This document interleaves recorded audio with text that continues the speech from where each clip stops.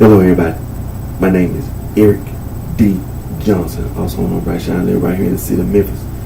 It's in the county of Sheriff, in the state of Tennessee, and today's date is early Sunday morning, December the 17th, 2017, time 3:50 a.m. First, say thank you to all my fans, my support, for your continued encouragement and support. I'll continue to keep myself employed right here in this Memphis tri-state area. I'll continue to further my education in Monroe College online, pursuing my social media, studying business administration, concentration marketing. And what I'm gonna do right now, I'm gonna do my Instagram.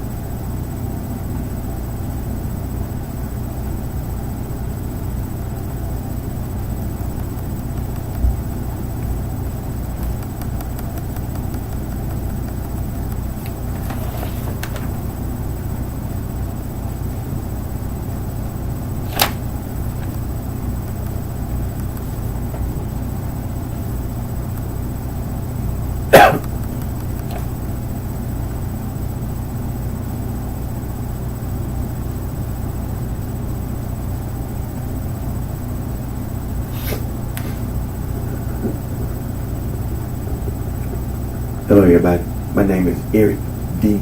Johnson, also known as BrightShine. I live right here in the city of Memphis. It's in the county of Sheriff, it's in the state of Tennessee. Today's date is early Sunday morning, December the 17th, 2017, time 3:51 a.m. First, say thank you to all my fans, my support, for your continued encouragement and support.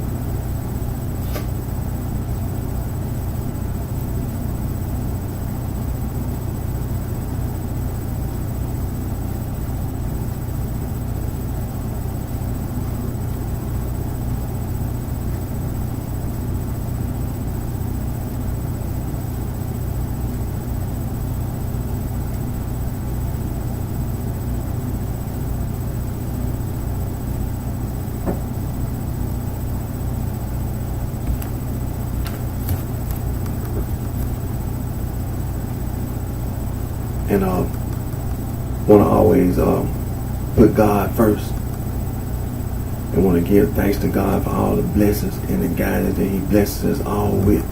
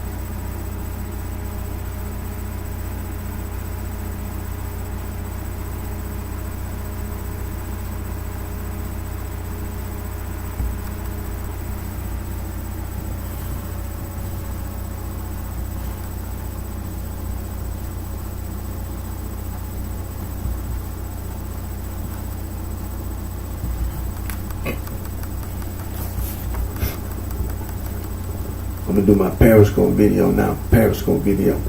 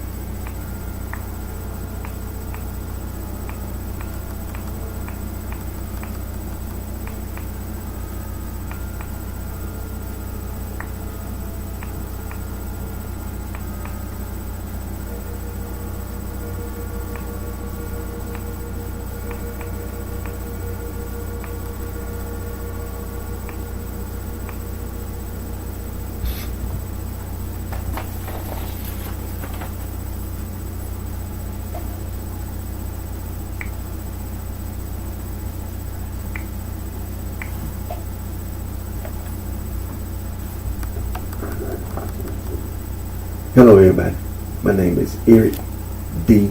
Johnson, also known as BrightShine. Live right here in the city of Memphis, and the county sheriff is in the state of Tennessee.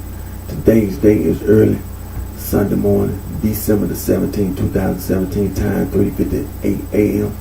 First, say thank you to all my fans, my supporters, for your continued encouragement and support.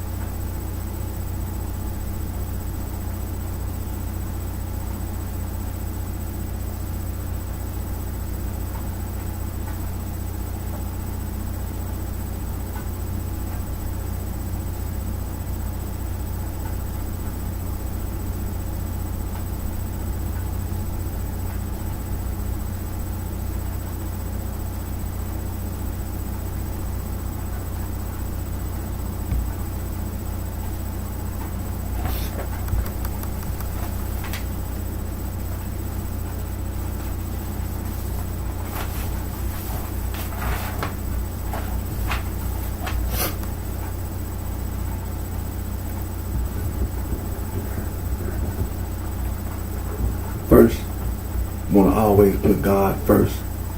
Want to give thanks to God for all the blessings and the guidance that He blesses us all with. And excuse me.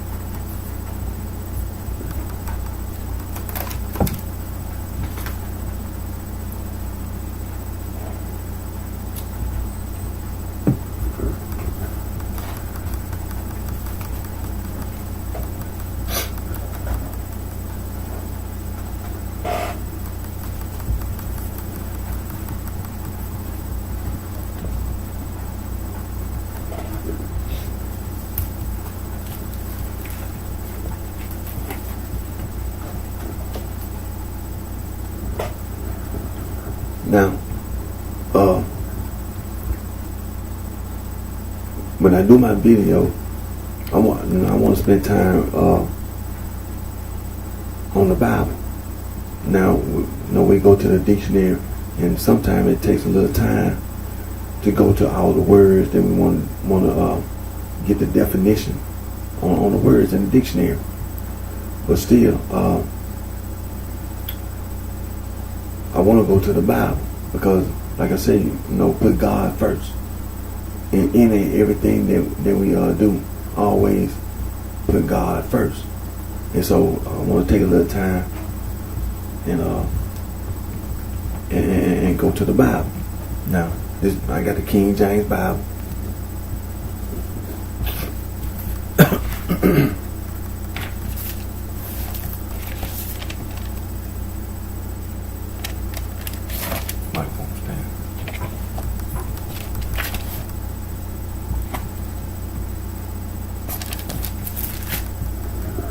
Like I said, I want to just take just a few minutes and put God first and go to the Bible.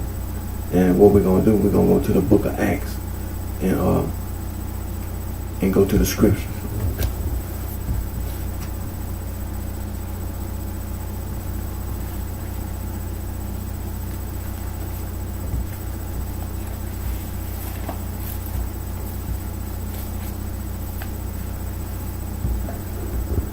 Now in Acts chapter 1.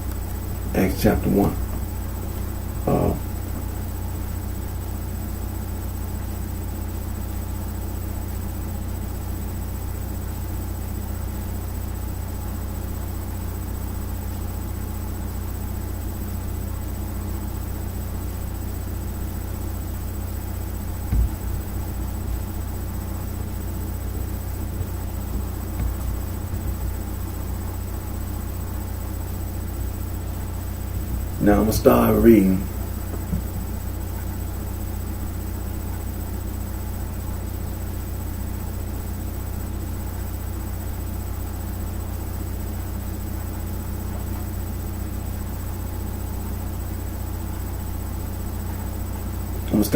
Acts chapter 1, verse number 12. Time, because time won't permit us just to sit here and read every scripture. But then returned they unto Jerusalem from the mount called Olivet, which is from Jerusalem a 7 days' journey.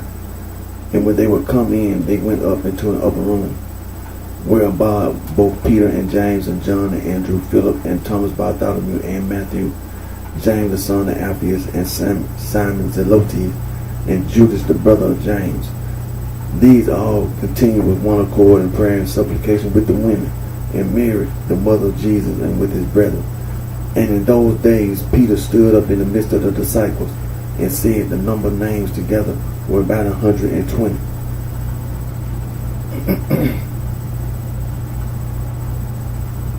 Okay, I'm going to stop right there and I'm going to go over.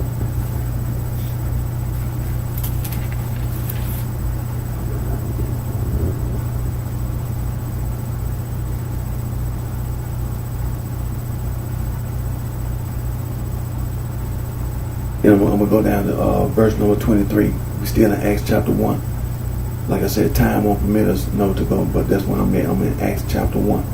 So now I'm going to read from verses 23. Verse 23. And they appointed two, Joseph called Barsabas, who was surnamed Justus, and Matthias. And they prayed and said, Thou Lord, which knowest the hearts of all men, shoot whether these two thou hast chosen, that he may take part of this ministry and apostleship from which Judas by transgression fell, that he might go to his own place. And they gave forth their lots, and the lot fell upon Matthias, and he was numbered with the 11 apostles. Okay, now let's go over here to Acts chapter 6.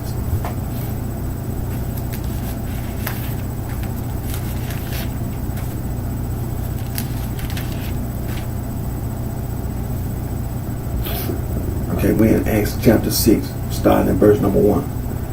And in those days, when the number of the disciples was multiplied, there arose a murmuring of the Grecians against the Hebrews, because their widows were neglected in the daily ministration.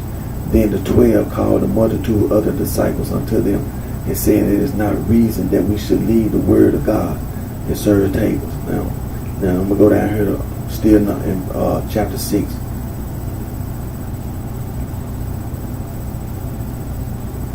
Verse number 7. And the word of God increased, and the number of the disciples multiplied in Jerusalem greatly, and a great company of the priests were obedient to the faith.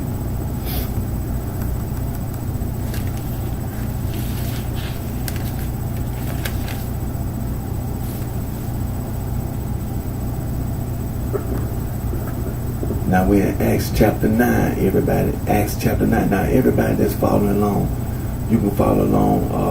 You may not speak English. Go to BibleStudyTools.com, and you can also go to Bible Gateway, and you can follow along and read the Bible. Now, like I said, we're in Acts chapter 9. We're going to start at verse number 1. And Saul, yet breathing out,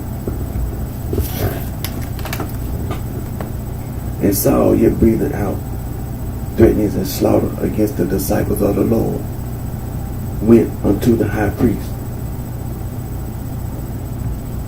and he desired him letters or to Damascus to the synagogue, that if he found any of this way, whether they were men or women, he might bring them bound unto Jerusalem. And as he journeyed, he came near Damascus, and suddenly there shined round about him a light from heaven, and he fell to the earth, and heard a voice saying unto him, Saul, Saul, why persecutest thou me? And he said, Who art thou, Lord? And the Lord said, I am Jesus, whom thou persecute. It is hard for thee to kick against the pricks. And he, trembling and astonished, said, Lord, what wilt thou have me to do? And the Lord said unto him, Arise and go into the city, and it shall be told thee what thou must do. Verse number 7. And the men which journeyed with him stood speechless, hearing a voice, but seeing no man. And Saul arose from the earth, and when his eyes were opened, he saw no man, but they led him by the hand and brought him into Damascus. Okay, let me move forward here.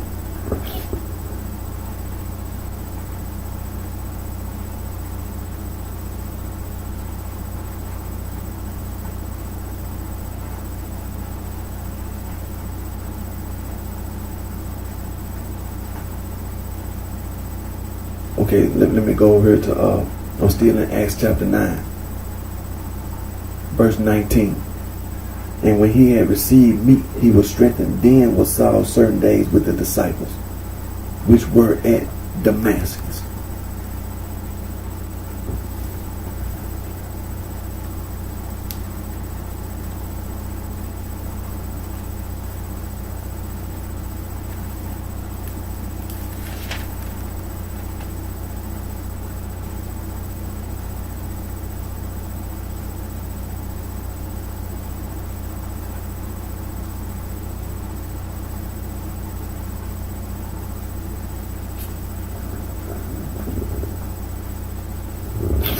Now, verse number 26, we in verse 9, Acts chapter 9, verse 26.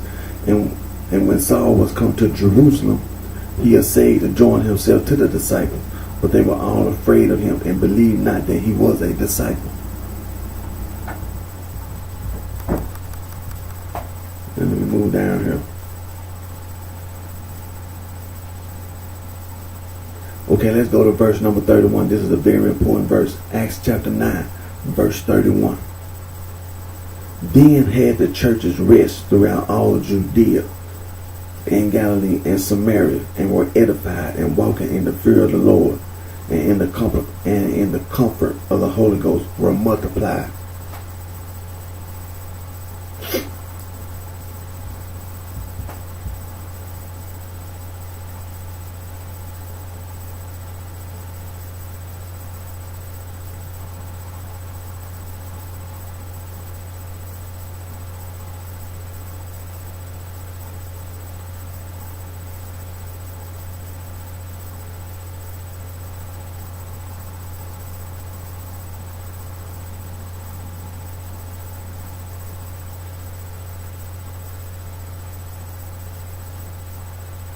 Okay.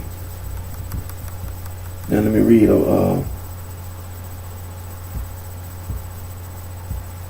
We're in Acts chapter 9, we'll start at verse number 36. Now there was at Joppa a certain disciple named Tabitha, which by interpretation is called Dorcas. This woman was full of good works and alms deed which she did.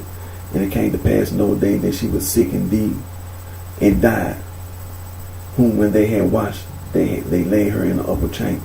And forasmuch as Lydda was nigh to Joppa, and the disciples had heard that Peter was there, they sent him 2 men, desiring him that he would not delay to come to them.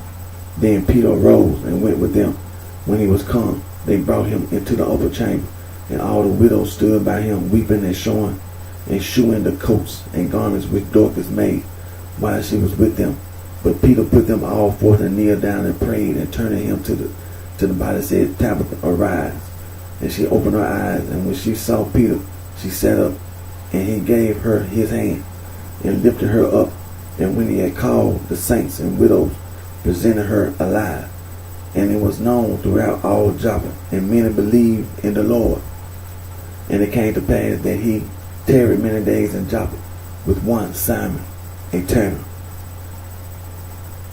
Okay. Acts chapter 9.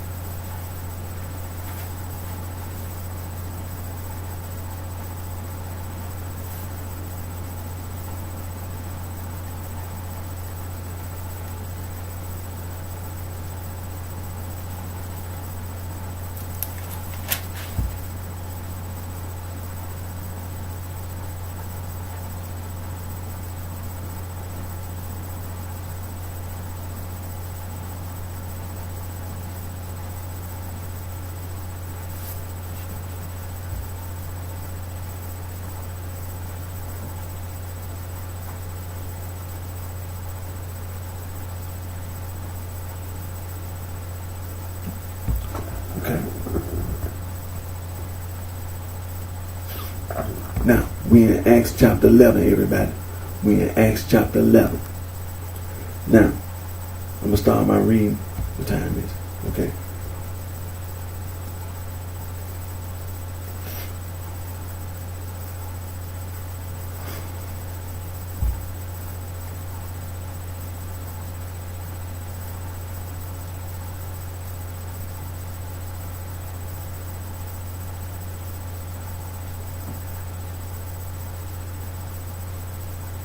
Okay, I'm gonna start my reading at verse 25 time. Because of time. Okay. We're in Acts chapter 11. I'm gonna start reading in verse 25. Then departed Barnabas to Tarsus for to seek Saul. And when he had found him, he brought him unto Antioch. Okay. So he found Saul in Tarsus, because that's what Saul was. And then he brought Saul to Antioch. And it came to pass that a whole year they assembled themselves with the church and taught much people. And the disciples were called Christians first in Antioch. Now they was in Antioch, not Jerusalem. They was in Antioch. Now it doesn't specify in the Holy Bible. We read from the King James Bible who all was in Antioch. All it says that and the disciples were called Christians first in Antioch. So the first time they ever heard Christian was in Antioch. Now the Bible does say that Barnabas and Saul left Tarsus, because Barnabas went to seek Saul. He found Saul in Tarsus, and Saul and Barnabas went to Antioch. Before they was in Antioch, there was no reports of the disciples being called Christians. Before Saul and Barnabas came to Antioch, the disciples were the disciples in Antioch. That's what the Bible said. The Bible did say that. It says that Saul and Barnabas, they was in Tarsus. Saul was in Tarsus. Now it doesn't say that while Saul was in Tarsus that the disciples were first called Christians in Tarsus. It says that Barnabas sought Saul, and he found Saul in Tarsus, and then Barnabas and Saul left Tarsus and went to Antioch, and they spent a whole year in Antioch. And the disciples who were in Antioch, they were first called Christians in Antioch. So we know that those two men, they was in Antioch when this controversy came up. So it was in Antioch, not Jerusalem, not Tarsus, or anywhere else. The disciples were first called Christians at Antioch. Now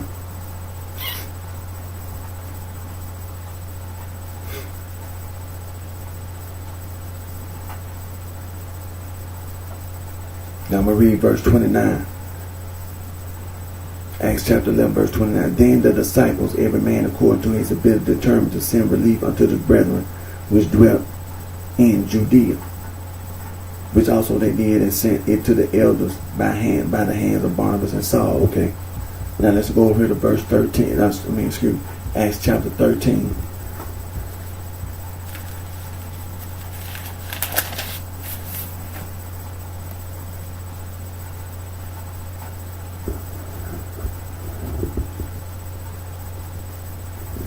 Acts chapter 13, verse 13.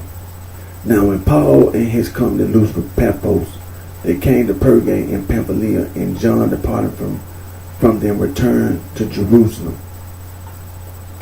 John returned to Jerusalem.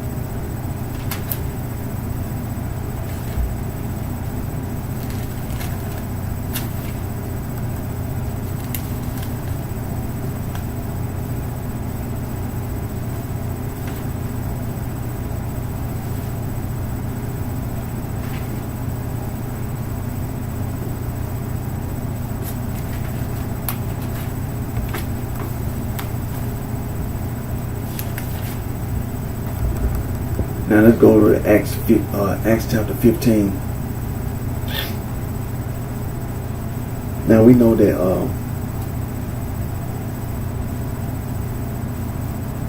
Acts chapter 15. Okay.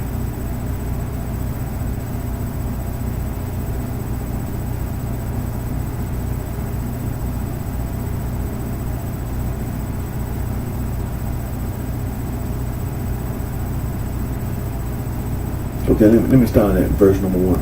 And certain men which came down from Judea taught the brethren and said, except ye be circumcised after the manner of Moses, ye cannot be saved. Okay, we're in Acts chapter 15. Acts chapter 15, that's verse number 1. Verse number 2. When therefore Paul and Barnabas had no small dissension and disputation with them, they determined that Paul and Barnabas and certain other of them should go up to Jerusalem unto the apostles and elders about this question.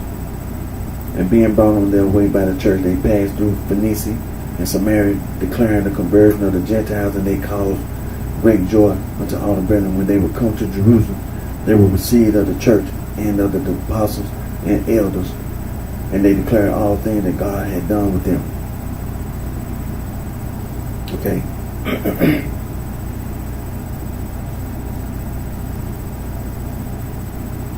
Now, I'm going to go down to verse number 6. And the apostles and elders came together for to consider of this matter. And when there had been much disputing, Peter rose up and said unto them, men and brethren, ye knew how that a good while ago God made choice among us that the Gentiles by my mouth should hear the word of the gospel and believe. And God, which knoweth the hearts, bear them witness, giving them the Holy Ghost, even as he did unto us. And put no difference between us and them, purifying their hearts by faith. Now therefore, why tempt ye God to put a yoke upon the neck of the disciples, which neither our fathers nor we were able to bear? But we believe that through the grace of the Lord Jesus Christ we shall be saved, even as they. Then all the multitude kept silence and gave audience to Barnabas and Paul, declaring what miracles and wonders God had wrought among the Gentiles by them. And after they had held their peace, James answered, saying, men and brethren, hearken unto me. Okay. Excuse me.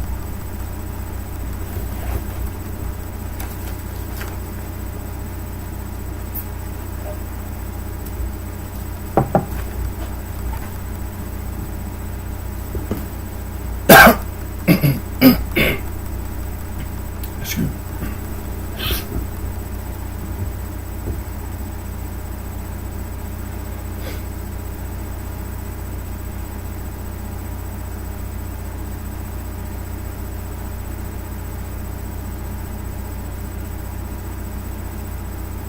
Okay, now I'm going to start at Acts chapter 15, verse 22. Then pleased did the apostles and elders with the whole church to send chosen men of their own coming into Antioch, with Paul and Barnabas, namely Judas, surnamed Barsabbas, and Silas, chief men among the brethren. And they wrote letters by them after this manner. The apostles and elders and brethren send greetings unto the brethren which are of the Gentiles in Antioch and Syria and Cilicia. For as much we have heard that certain which went out from us have troubled you with words, subverting your souls, saying, ye must be circumcised and keep the law, to whom we gave no such command. It seemed good unto us, being assembled with one accord, to send chosen men unto you, with our beloved Barnabas and Paul, men that have hazarded their lives for the name of our Lord Jesus Christ. We have sent therefore Judas and Silas, who shall also tell you the same thing by mouth. For it seemed good to the Holy Ghost and to us to lay upon you no greater burden than these necessary things, that ye abstain from meats offered to idols, and from blood, and from things strangled, and from fornication, from which if ye keep yourselves ye shall do well. Fare ye well.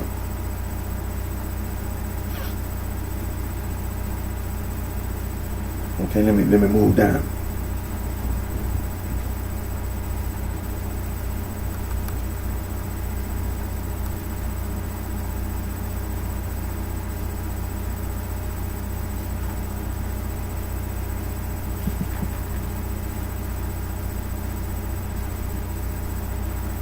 Okay, now it says, I'm starting verse number 35. Paul also and Barnabas continued in Antioch, teaching and preaching the word of the Lord, with many others also. And some days after, Paul said unto Barnabas, let us go again and visit our brethren in every city where we have preached the word of the Lord, and see how they do. And Barnabas determined to take with them John, whose surname was Mark. But Paul thought not good to take him with them, who departed from them from Pamphylia, and went not with them to the work. And the contention was so sharp between them that they departed asunder one from the other. And so Barnabas took Mark and sailed unto Cyprus. And Paul chose Silas and departed, being recommended by the brethren unto the grace of God. And he went through Syria and Cilicia, confirming the churches. Okay, so we're being told here in Acts chapter 15, verses 35 through 41, that there was a contention, a sharp contention between Barnabas and Saul about John Mark.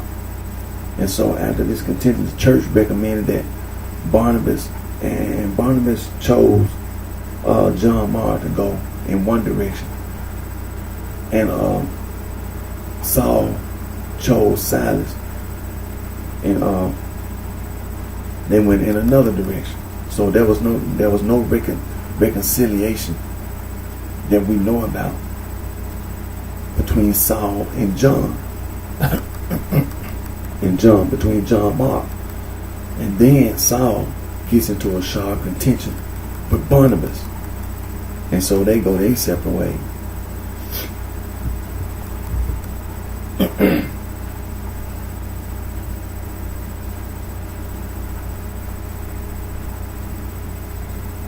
Okay. Now let's go over to Acts chapter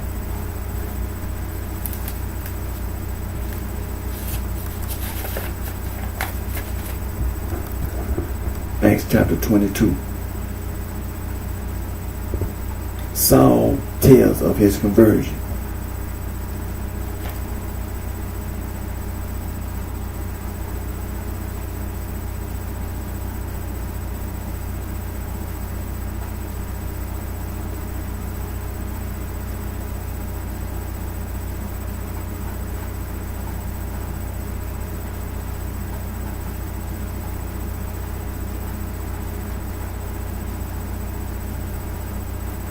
Okay, I'm going to start at verse number 6. We're in Acts chapter 22. Now I'm going to start reading it at verse number 6. And it came to pass that as I made my journey and was come nigh unto Damascus, about noon, suddenly there shone from heaven a great light round about me. And I fell unto the ground and heard a voice saying unto me, Saul, Saul, why persecutest thou me? And I answered, Who art thou, Lord? And he said unto me, I am Jesus of Nazareth, whom thou persecutest. And verse number 9. And they that were with me saw indeed the light, and were afraid, but they heard not the voice of him that spake to me. He lied. Saul from Tarsus lied. Acts chapter 22, verse number 9. He lied. Saul from Tarsus lied.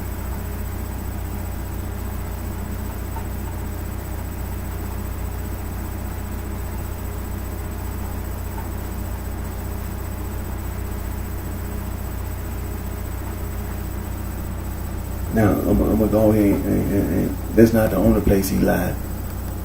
In Acts chapter 22.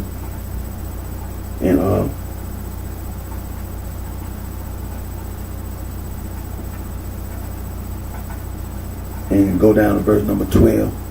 And one Ananias, a devout man according to the law, having a good report of all the Jews which dwelt there. He didn't even tell that he was a disciple.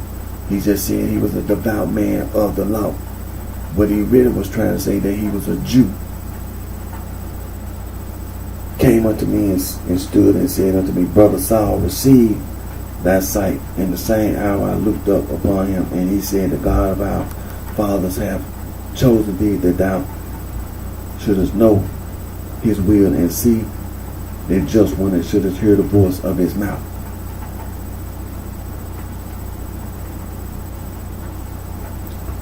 Okay.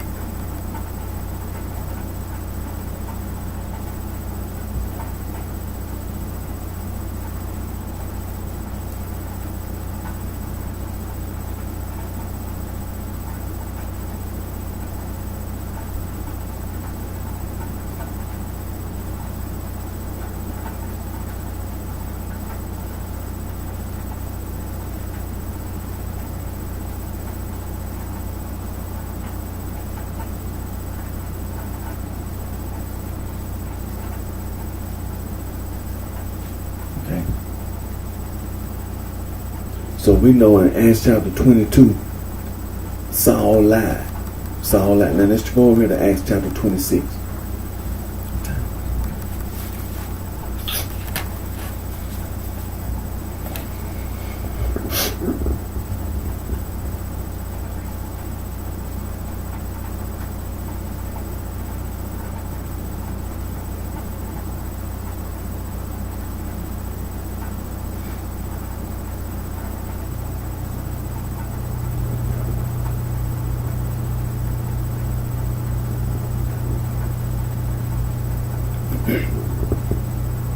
I'm start reading in Acts chapter 26. Acts chapter 26, starting in verse 13. At midday, O king, I saw in the way a light from heaven above the brightness of the sun, shining round about me and them which journeyed with me. Verse number, shining round about me and them which journeyed with me. Verse number 14.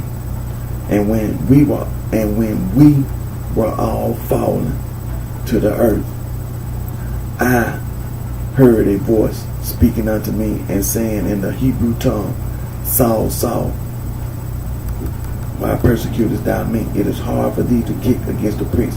And I said, Who art thou, Lord? And he said, I am Jesus whom thou persecutest. But rise and stand upon thy feet, for I have appeared unto thee for this purpose, to make thee a minister and a witness both of these things which thou hast seen, and of those things in which I will appear unto thee, delivering thee from the people and from the Gentiles, until now I send thee, to open their eyes and to turn them from darkness to light, and from the power of Satan unto God, that they may receive forgiveness of sins and inheritance among them which are sanctified by faith that is in me.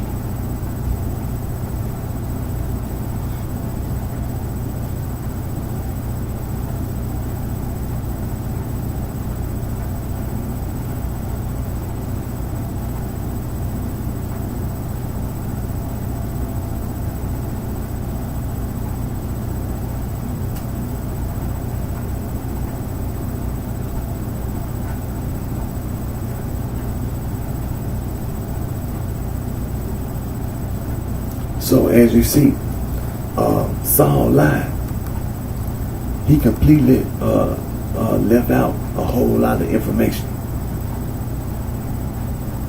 He said that I heard the voice. Now we know that when we turn back to Acts chapter 9,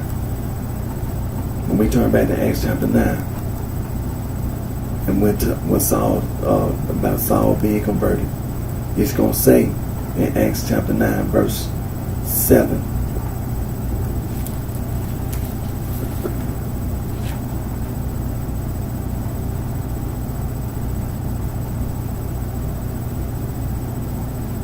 That's what it is. Acts chapter 9 verse number 7. And the men which journeyed with him stood speechless, hearing a voice, but seeing no man. So there. Acts chapter 26 verses 13 and 14. Saul lied. He said that I heard a voice. He lied.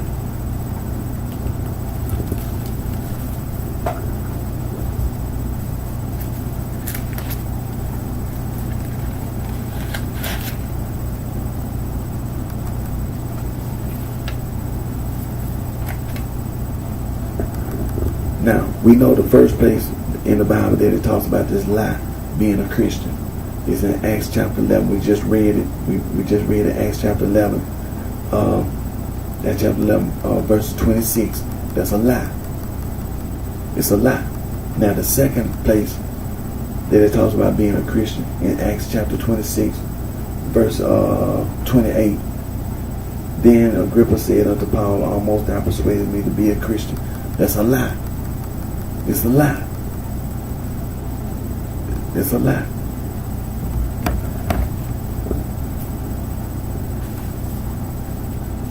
The third place,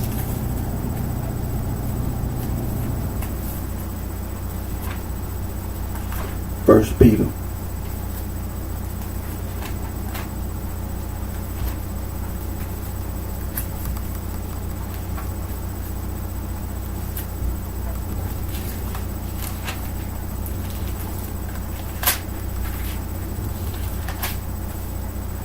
First Peter chapter 4. First Peter chapter 4.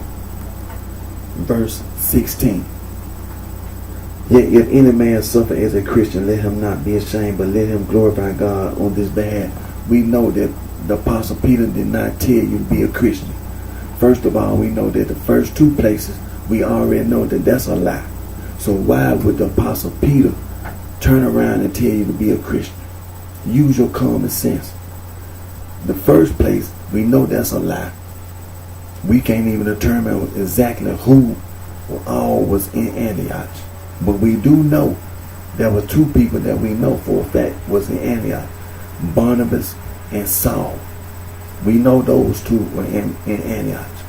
We don't know about nobody else being in Antioch. Now, we know in Acts chapter 15, there was a meeting and Barnabas and Saul was brought back to Jerusalem. So we know this issue about being a Christian. It was brought up. They were the church elders, the apostles, they were made aware of it. And Peter stood up, and you're not going to put a yoke on the neck of the disciples. The apostles and elders sent letters back by Barnabas and Saul, as well as to confirm the letters that the church elders and the apostles sent. They sent Justice and Silas to go along, to go with Barnabas and Saul. And so we know the second place that it says in the Bible about being a Christian, we know it's a lie. After the meeting in Acts chapter 15, why are we hearing in Acts chapter 26 King Agrippa saying he was almost persuaded to be a Christian? It's a lie. It's a lie. So we know you cannot accuse the Apostle Peter of telling you to be a Christian. The Apostle Peter did not tell you to be no Christian. He was telling you he was aware that there were people who were lying. There were people who were lying. There was compassion. There was mercy. There was grace from God. The Apostle Peter was telling you, I'm aware of it. And he gave you instruction on what to do about this issue, about people lying. Now let's turn over to 2 Peter chapter 3. 2 Peter chapter 3, verses 15. Starting at verse 15. And account that the long suffering our Lord is salvation, even as our beloved brother Paul also according to the wisdom given unto him hath written unto you, as also in all his epistles, speaking in them of these things, in which are some things hard to be understood, which they that are unlearned and unstable rest, as they do also the other scriptures, unto their own destruction. Ye therefore, beloved, seeing ye know these things before, beware, lest ye also, being led away with the error of the wicked, fall from your own steadfastness. Take heed to the warning that the Apostle Peter gave you. Beware. But grow in grace and in the knowledge of our Lord and Savior Jesus Christ. To him be glory both now and forever. Amen. And we're gonna come back on my next video on my Facebook you know. And we're gonna continue with the Bible. And like I said, we're gonna have to go to the dictionary on these definitions. And like I said, we took time to go to the Bible because we had to always put God first.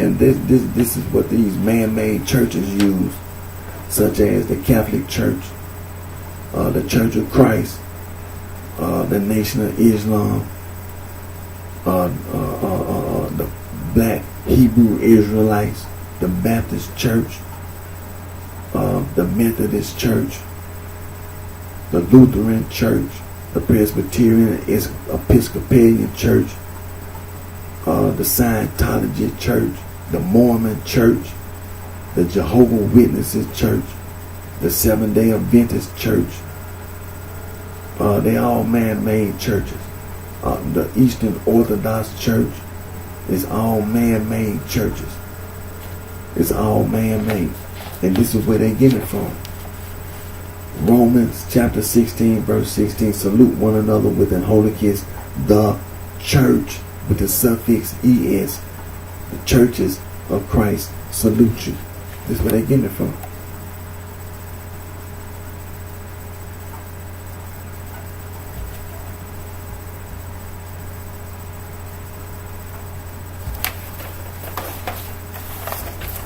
And this is the other place.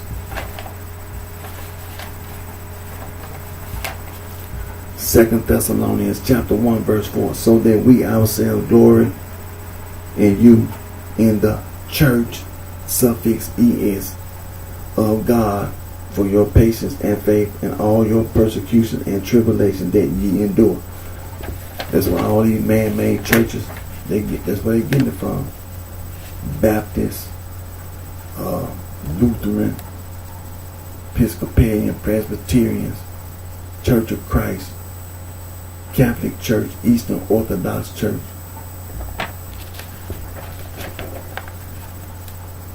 That's where they get it from. Nation of Islam, the Black Hebrew Israelites. That's where they getting it from.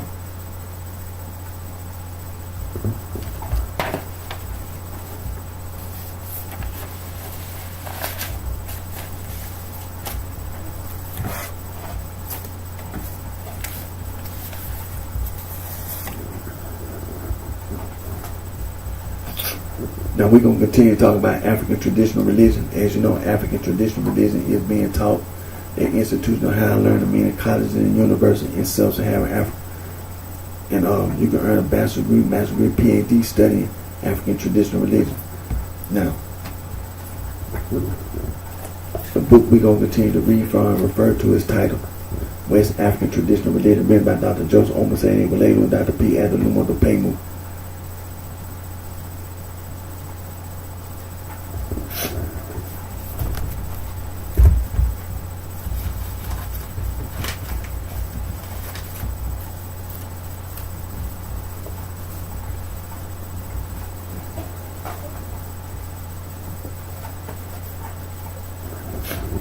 Another book we're going to continue to read from and refer to is titled African Traditional Religion and Definition, written by Dr. E. Baloja Adowu.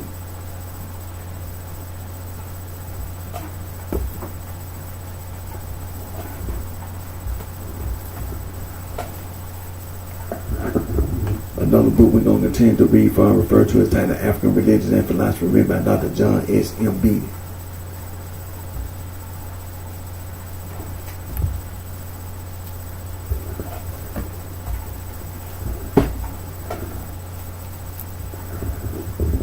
Another book we're going to continue to read from and refer to is titled Concepts of God in Africa, written by Dr. John S. M. Beatty.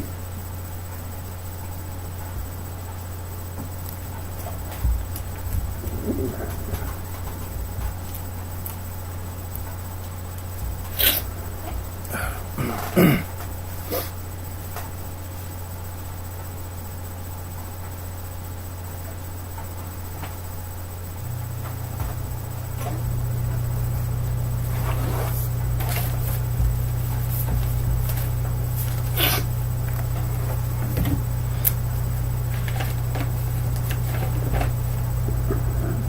we know that governments all over the world, they enact laws, and those laws are intended to make each and every one of us safe from crime in general, organized crime. And the United States government passed a law, the Organized Crime Control Act of 1970, and Title IX of the Organized Crime Control Act 1970 is the Racketeer, Influence, and Corrupt Organization Act. The RICO Act is anti-gang.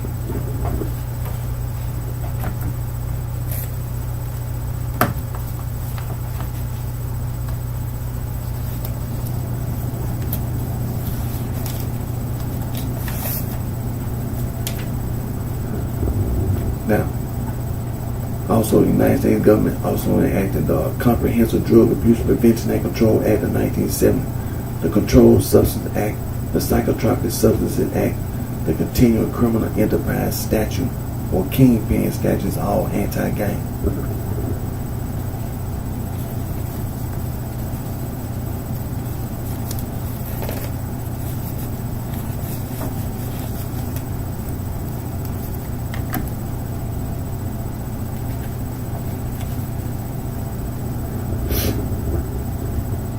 The Juvenile Justice and Delinquency Prevention Act of 1974 established the Office of Juvenile Justice and Delinquency Prevention, plus other related legislation anti-gang.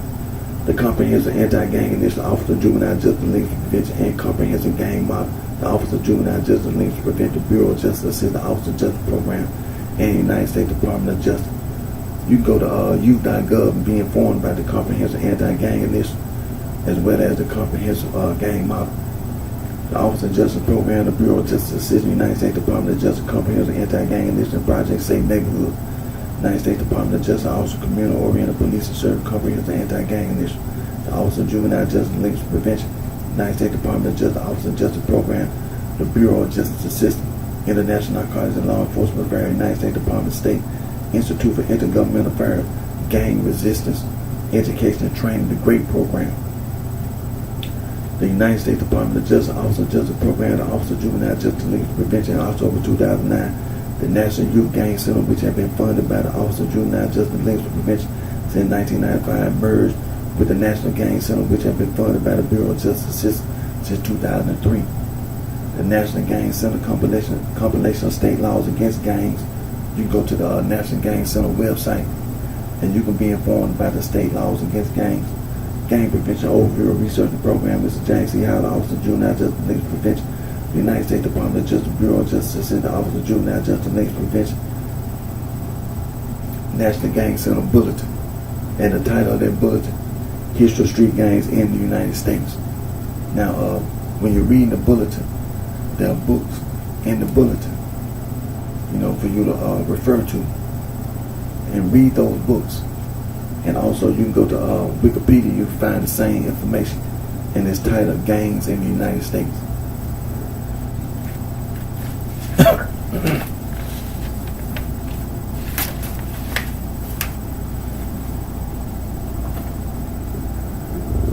And the United States Department of Justice, Office of the United States Attorney Manual 1457, Criminal Street Gang Statute 18, United States Code 521. The United States Department of Justice Federal Bureau of Investigation, National Gang Intelligence Center, United States Department of Justice Organized Crime and Gang Section of other federal, state, and local agencies, United States Department of Justice, Office of Justice Program, National Institute of Justice, Anti-Gang Strategies, Prevention, Intervention, Assessment, and Suppression. The United States Department of Justice, Office of Justice Program, National Institute of Justice, United States Department of Health and Human Services, Center for Disease Control and Prevention, National Center for Injury Prevention and Control, Change in Course, Preventing Gang Membership, and also striving to reduce youth violence everywhere. The United States Department of Justice, United States Department of Education, United States Department of Health and Human Services, United States Department of Housing and Urban Development, the United States Department of Labor, and the White House Office of National Drug Control Policy, National Forum on Youth Violence Prevention Forum, You can go to youth.gov and be informed about the National Forum on Youth Violence Prevention. United States Department of Justice, the Bureau of Justice Assist, National Crime Prevention Council, keeping kids out of gangs. And also anti-hazing. You can go to lawyers.com and be informed about anti-hazing.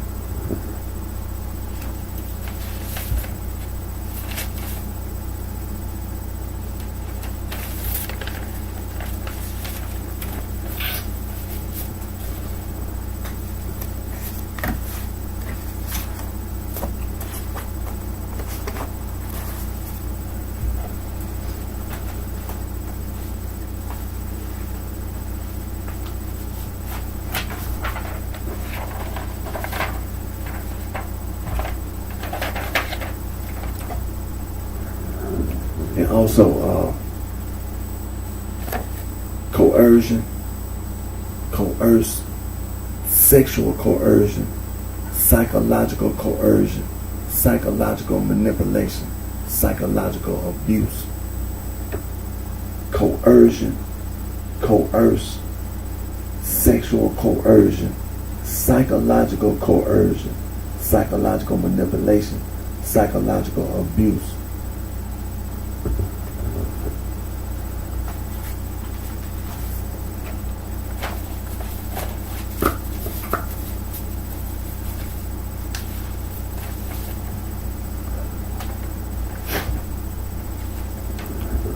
Now this is a map of the whole world.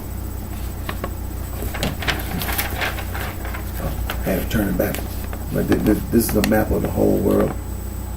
And you know, like we were discussing last week, and you know, everybody on this earth has ancestors.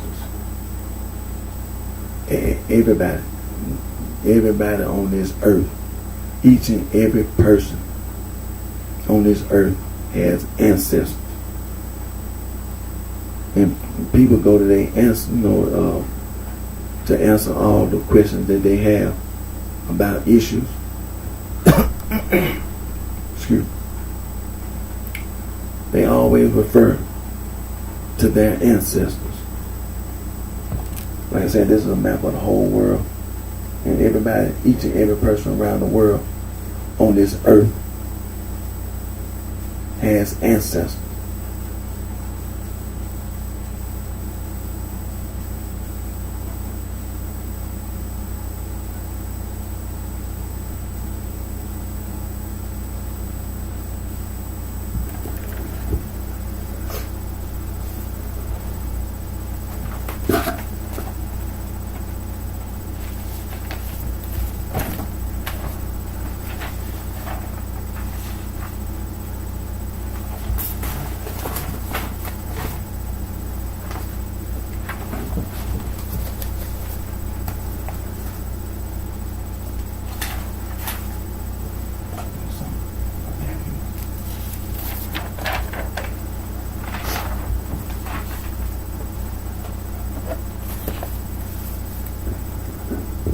Now, while we continue to talk about the dictionary, we've been continuing to go to the Webster's third new international dictionary unabridged, and we continue to go to the compact Oxford English Dictionary, and we continue, about these words being misused, and such as gang, the German word.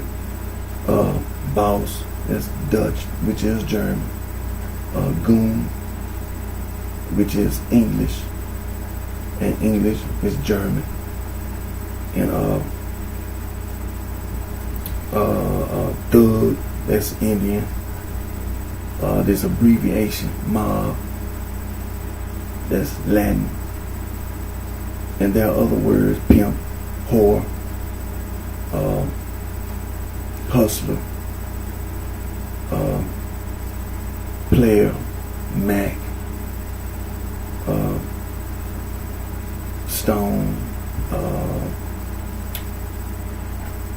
just people just make up stuff. They just make it up. Sorrow, freighter. Sorrow is sister. and sister is German, as well as brother. Brother is German, and freighter is Latin. You're saying the same word over and over again. You're saying the same word being misused. And so, like I say, there are people in Europe, not just the Germans and the Latins. There are other people that are European that have anything to do with this. And the Albanian speaking people, they were not involved. They did not participate in the East African, West African slave trade.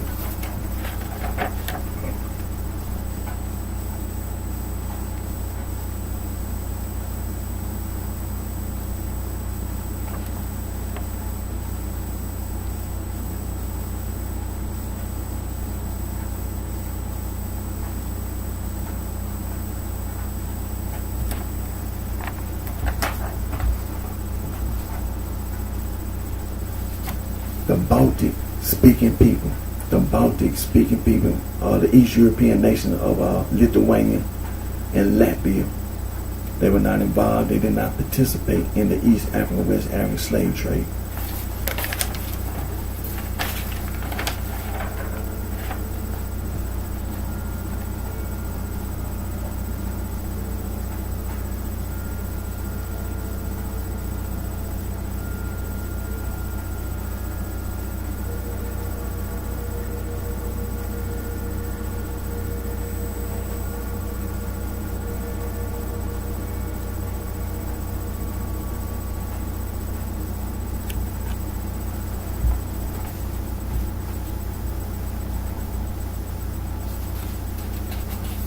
Now, also, the East European nation of Greece, the Greek-speaking people, they were not involved. They did not participate in the East African, West African slave trade.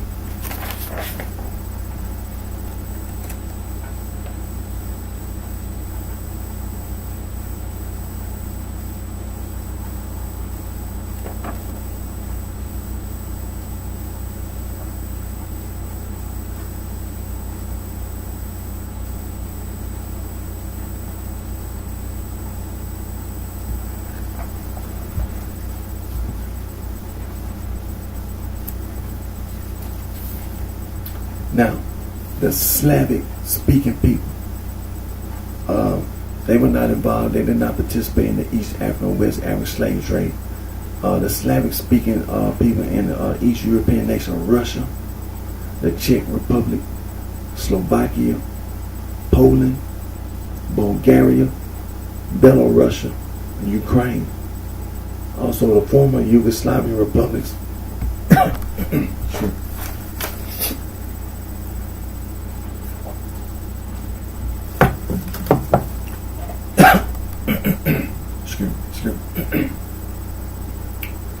The former Yugoslavian republics of Serbia, Croatia, Bosnia and Herzegovina, Slovenia, Montenegro, Macedonia, and Kosovo. They were not involved. They did not participate in the East African, West African slave trade.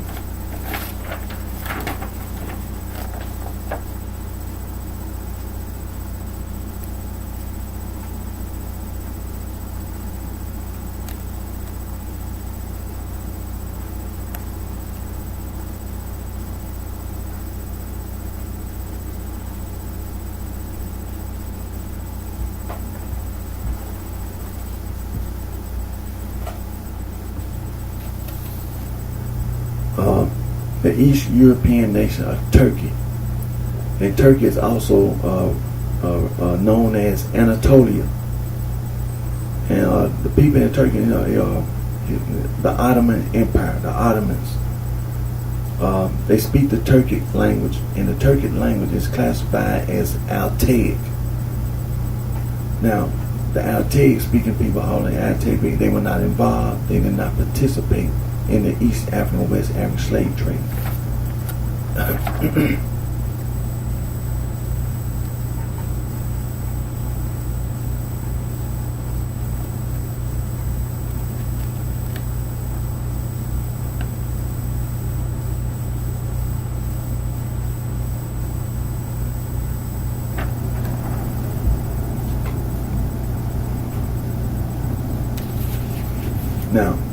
the East European nation of Hungary, the Hungarians, East European nation of Finland, the Finnish, the East European nation of Estonia, the Estonians, the Uralic speaking people, and also Altaic speaking people. They were not involved. They did not participate in the East African or West African slave trade. The Euro-Altaic language.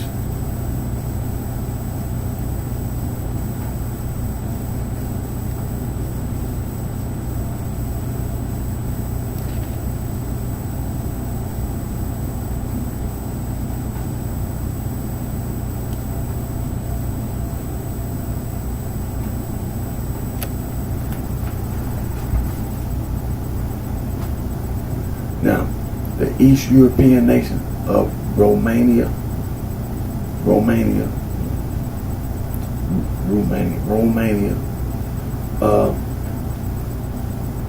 they speak Latin, and as you know, the Romance language, Spanish, Portuguese, French, and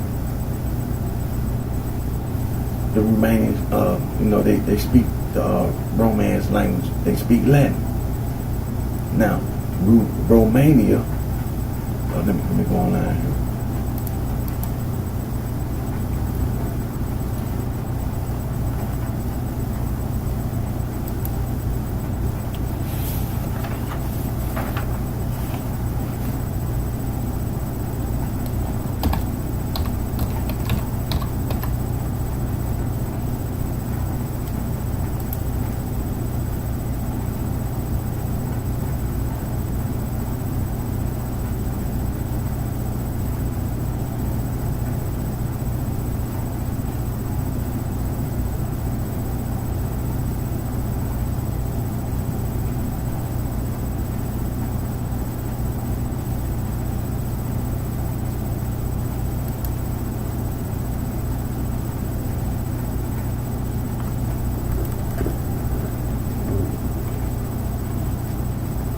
Now, Romania is divided into three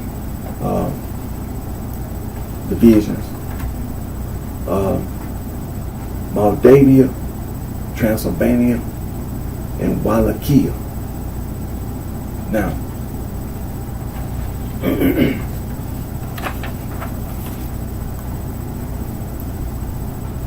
scroll down here.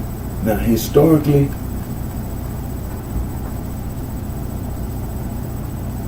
the Romanians historically are Greek. They speak Latin, but historically they are Greek. Now, prior to the Roman conquest of Dacia, the territory between the Danube and Dniester rivers were inhabited by various Thracian peoples. Now, the Thracian peoples were Greek. They were Greek, including the Dacians and the Getae.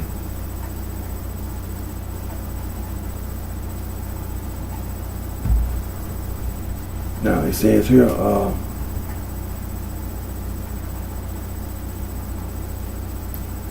Roman incursions under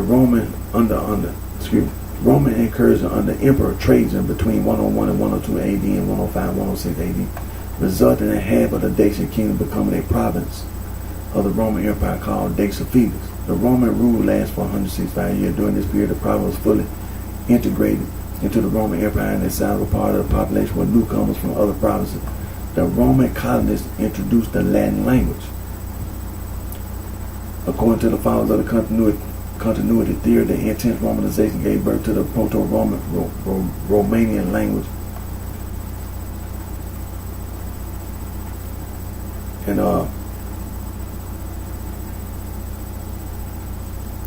it says Roman troops pulled out of Dacia around 271 AD, and then also the territory was later invaded by various migrating people. Now, Romania has a history of slavery, and the people who were enslaved in Romania were the Roma people. The Roma people, everybody also called them, they referred to them as the gypsies. The Roma people. Now the Roma people are originally from India. They are Indian. That's what originally, even today, there are Roma people in India. And slavery in Romania was abolished. Abolished, that's legal terminology.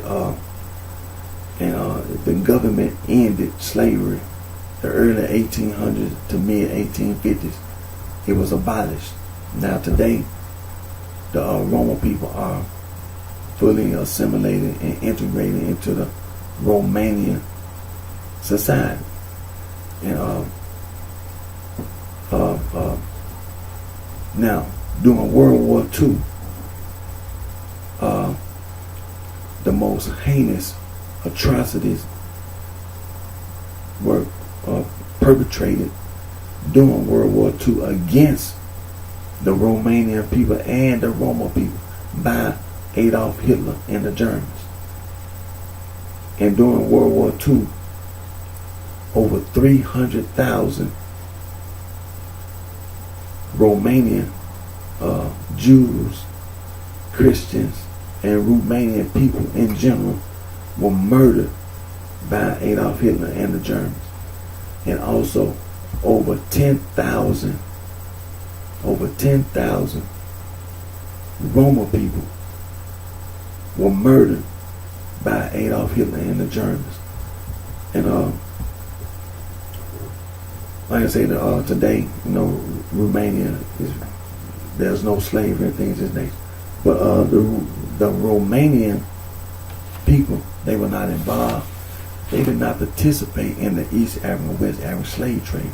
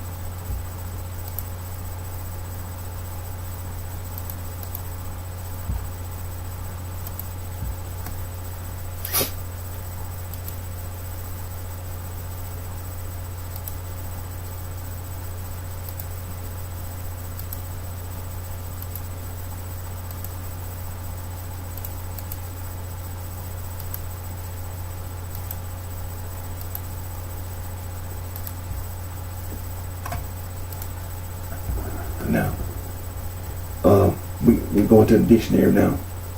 Now, I have my dictionary with me.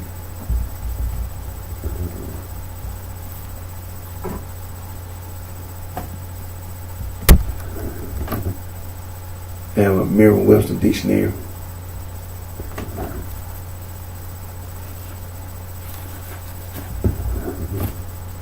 Copyright 2004.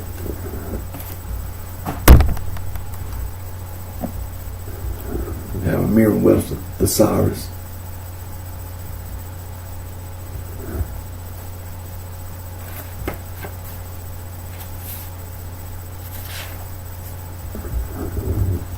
Copyright 2005.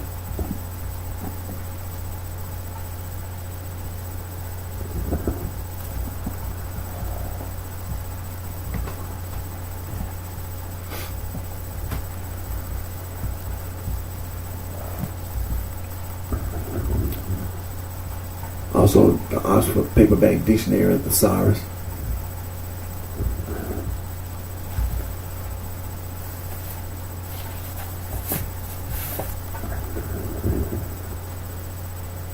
first edition 2001, second edition 2007, and third edition 2009.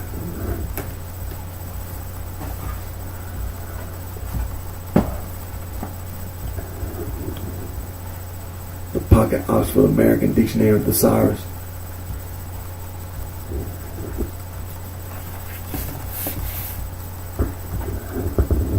The first edition 2002, second edition 2006, the third edition 2010.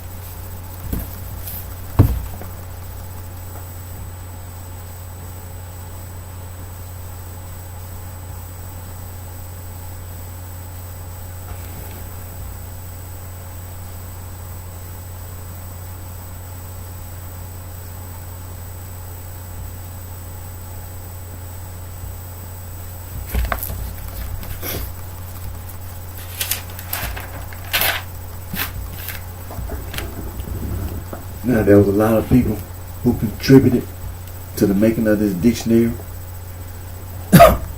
Excuse me. From the editor-in-chief all the way down to the associate editors, assistant editors, editorial staff, editorial assistants,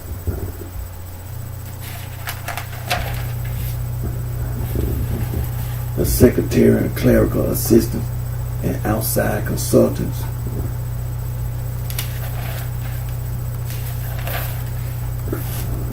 It's a lot of education, bachelor degrees, master degrees, PhDs.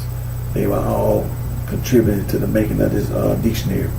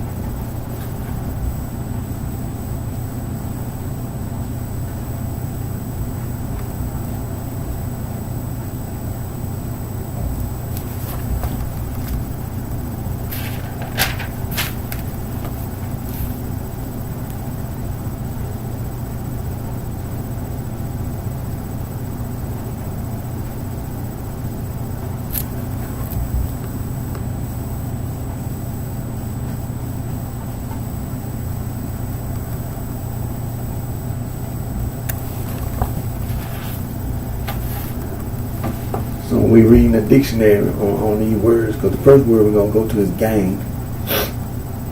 And all the little girls and boys,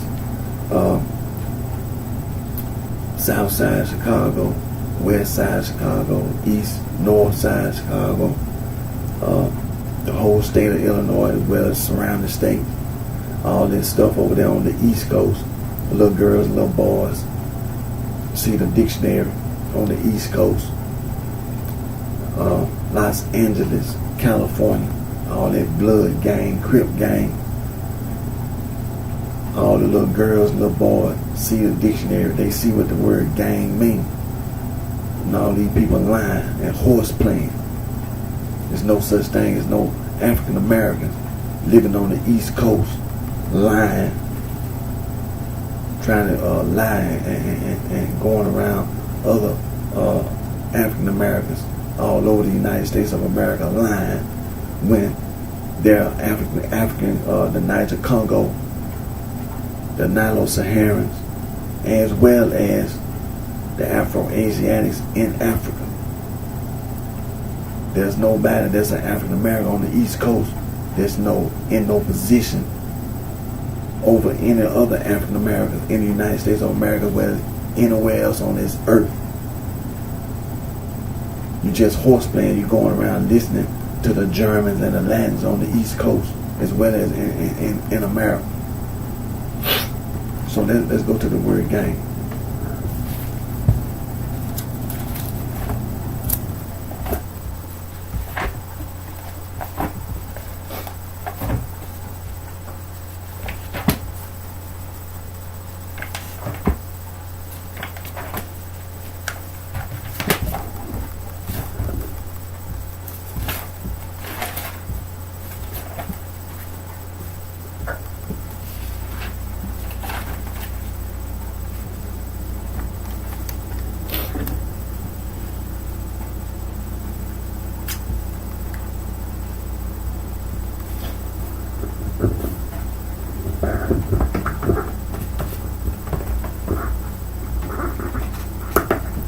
Now this is a magnifying glass that I bought off Amazon.com. By about $6 and $3 have it shipped. Now this magnifying glass was sent with my compact Oxford English Dictionary. Alright, so let's go to game.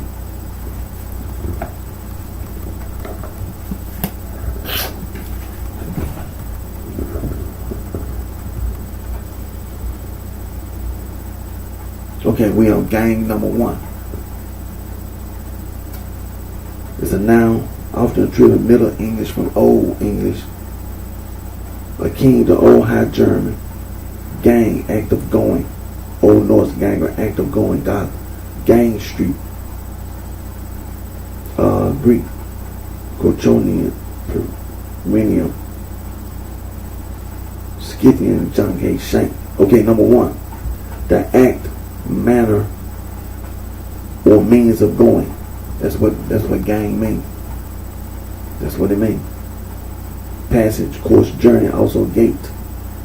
Number 2A, dialect, chiefly British. Number 1, passage, way, road, lane. Number 2A, a pasturage for cattle. B, chiefly Scottish, journey, expression 1 undertaken to perform an errand. C, chiefly Scottish, the amount as of wood, water, or peat that can be carried at one time or in one trip. 3A, 1, a seat or full complement of articles.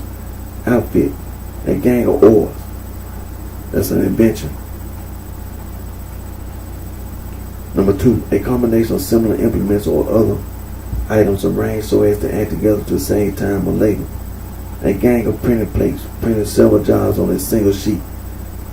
B, a number of individuals making up a group as one. A group of persons working under the same direction or at the same task. Migrants laboring in gangs in the woods, mines, and fields. American Guide series, watching gangs of expert bottomers. B.A. Sprague. Number 2, a company of criminals, a gang desperate banditti squeal on the other members of the gang. Number 3, an elementary and close-knit social group of spontaneous origin, especially such a unit composed of antisocial adolescent teenage gangs.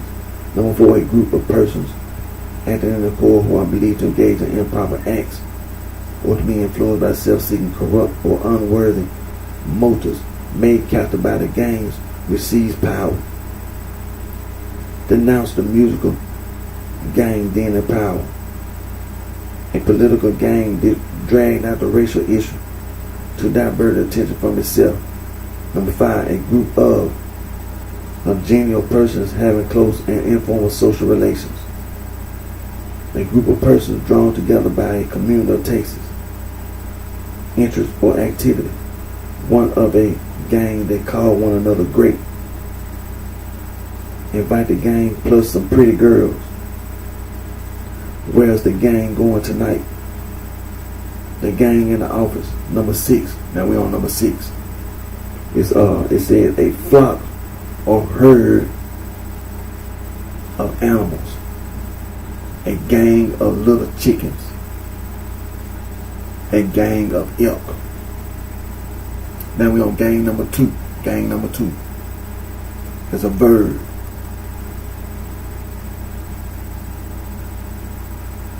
Okay, number 1, to attack a person as a gang. Young hoodlums always gang you. Try to gang him and take it away from him.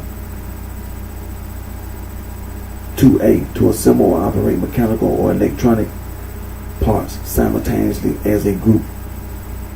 Circuits gang together by gears. B, to arrange in or produce as a gang. As type pages or printed sheets often used with up. To form a group or gang. Keep company. Those travel empty-headed, idle-handed widows who gang together. Gangs with those kids on the next block often used with up. The boys would gang up around a corner drugstore. Now, gang number 3. Alright, Middle English. Gang. Yeah, excuse me. Middle English, gang to go. Walk. From Old English, gang. Akin to Old High German. Gang to go. Old Norse, ganger. Goth, gang to go. Old English, gang, act of going. Scottish, go.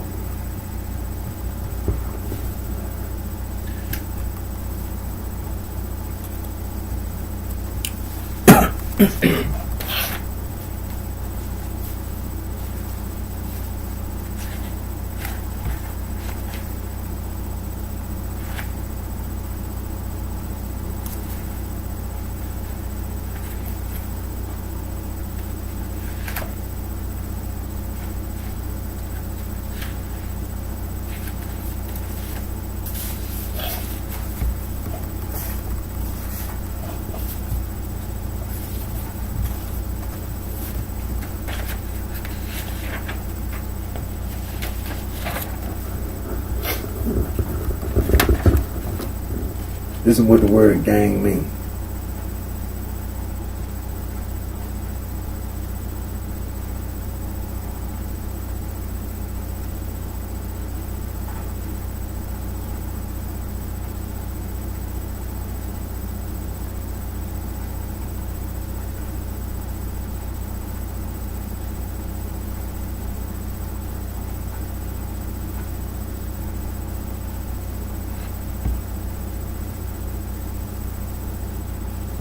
This is what the word gang means.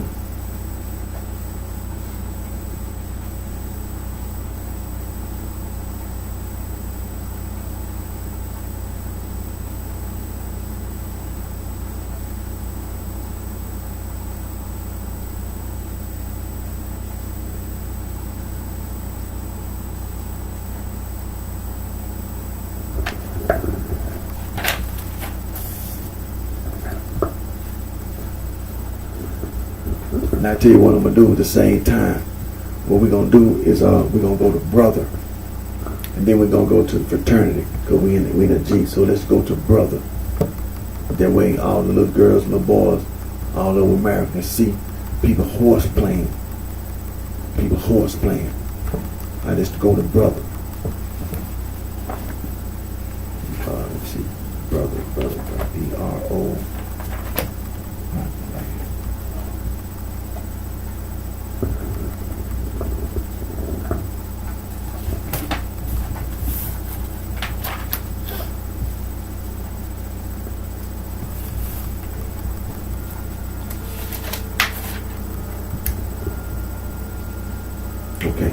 Okay, we have brother.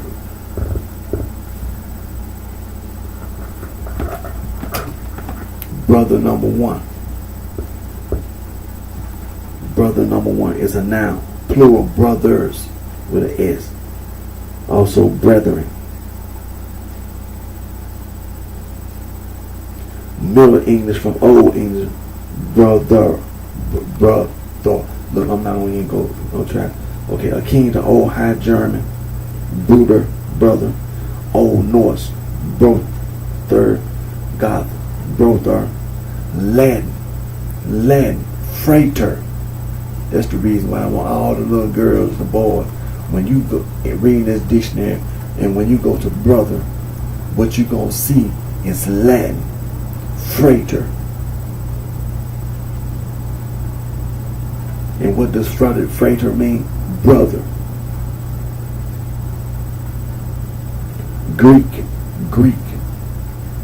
praetor, member of the same clan. I think that's Sanskrit. I guess it's Sanskrit. Brother.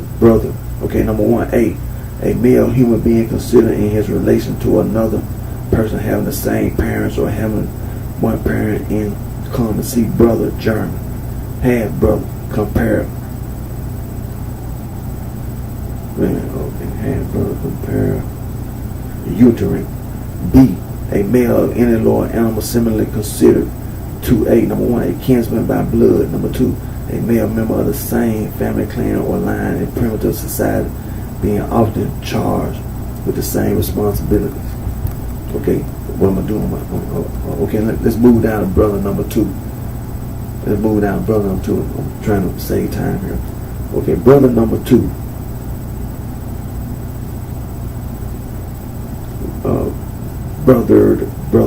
Brothering. Brothers. To make a brother of, address or treat as a brother. Expect to admit to a brotherhood. Then brother number three. Used typically to indicate intentional feeling about the topic in hand. Brother, was I ever sick? Excuse me. Okay, I wrote that down.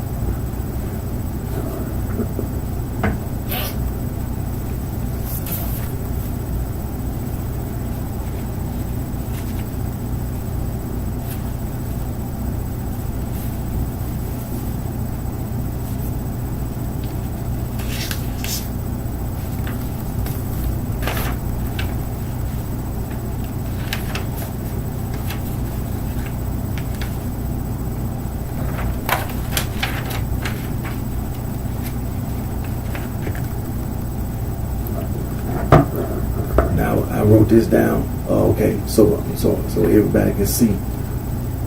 You see Latin, freighter, brother. But I wrote it down as brother.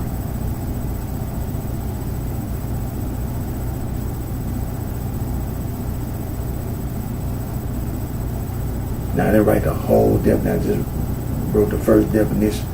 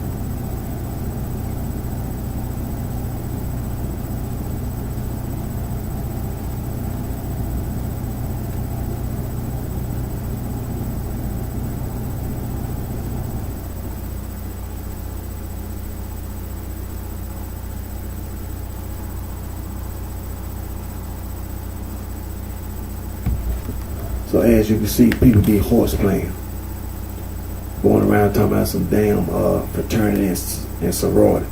People be horse playing. You saying the same. Then when you speak English, when you say brother, sister, that you speak in German. That's what brother and sister mean. So then you turn around and start talking about some fraternity and sorority. You're not saying anything but the same doggone thing. Saying brother and sister. There's no such thing making up no secret hand signs and no 3 Greek letters and no initiation. Excuse me. There's no such thing as being initiated. It's a lie. They lying. No such thing as being initiated to no sorority, no fraternity. It's a lie. They lying. There's no reason for it. There's no reason for you to, no 3 Greek letters. All that is just a bunch of made up junk.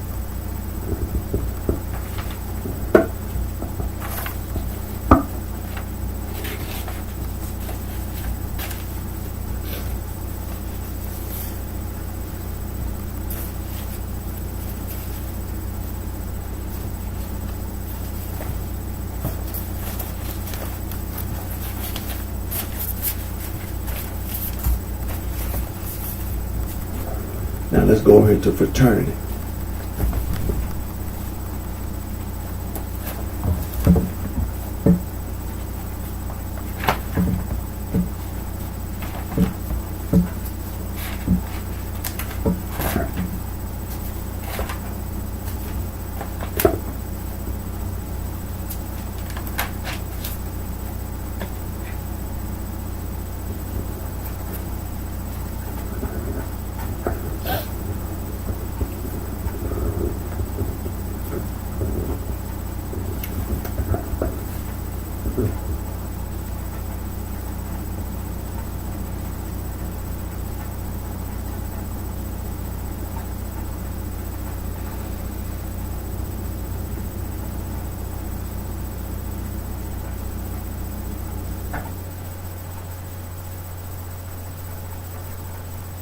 Okay, so you start with fraternity, and it literally means brother. Then you come to frater, French. It's a noun. Okay, Middle Latin refectorium. More refectory months, and then you have freight. Okay, now freighter number 1 is the refectory. Then freighter number 2, Middle Latin from Latin brother, more and brother. So we just went to brother. So we know freighter number 2, you're saying brother. When you say freighter, then you say fraternal. It comes from Middle English, from Middle Latin fraternalis, from Latin fraternus, freighter.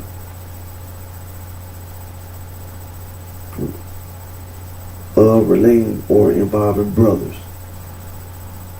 Then you come to fraternity. Fraternity in Middle French and Latin. Fraternity from Latin fraternitate, fraternitus, fraternitas. No, a group of people associated or formally organized for a common purpose, interest, or pleasure. Only thing you saying is brother.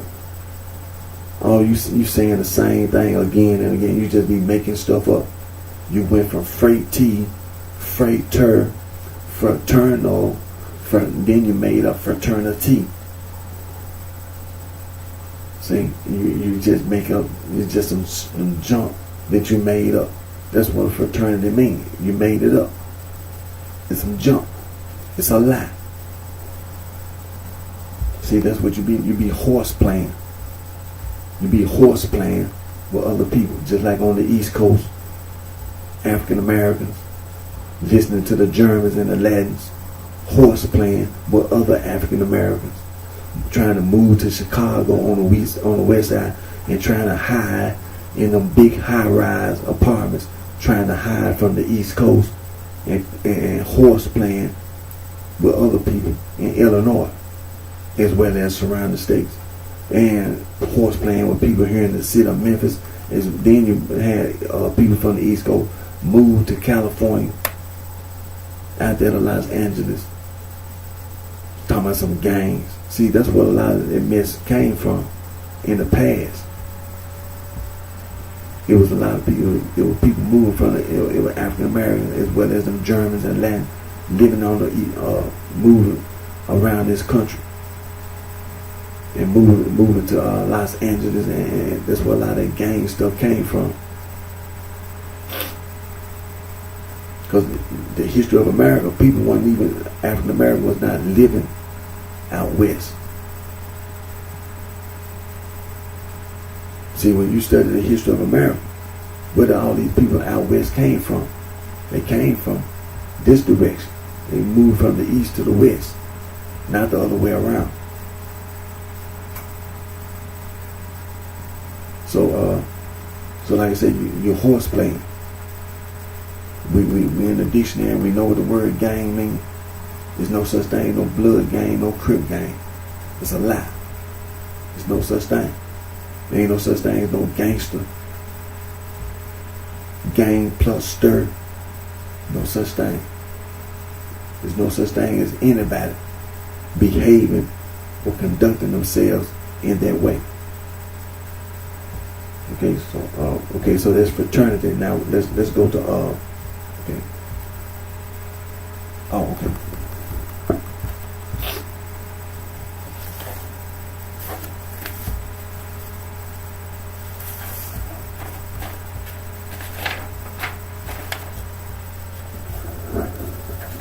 I know some of the things that I've written down.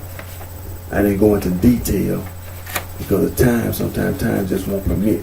But when I'm gonna get the time to sit down and rewrite. But basically, that's what it means, brother.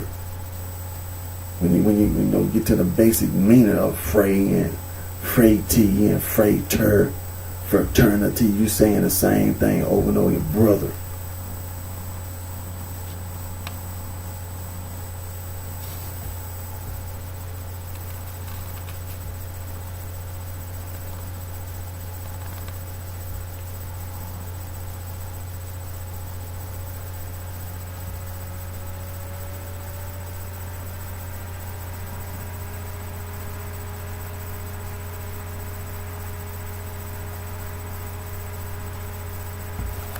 You ain't saying all the thing you saying is brother. No such thing as making up all that junk. Talking about no damn fraternity, no sorority. All this some junk. You ain't saying nothing. All you saying brother. Then brother is German. You know, you ain't horseman.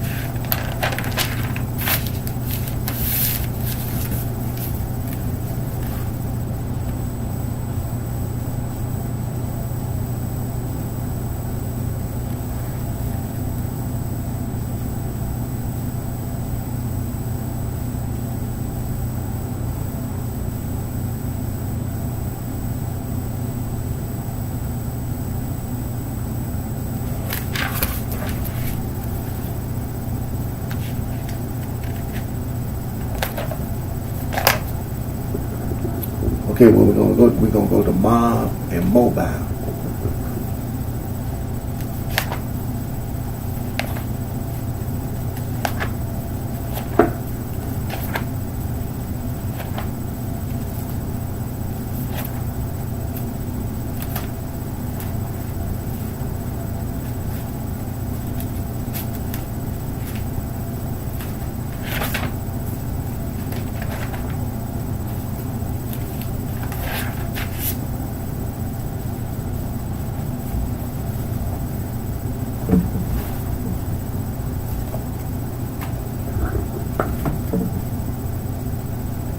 Okay, mob number one. Mob number one.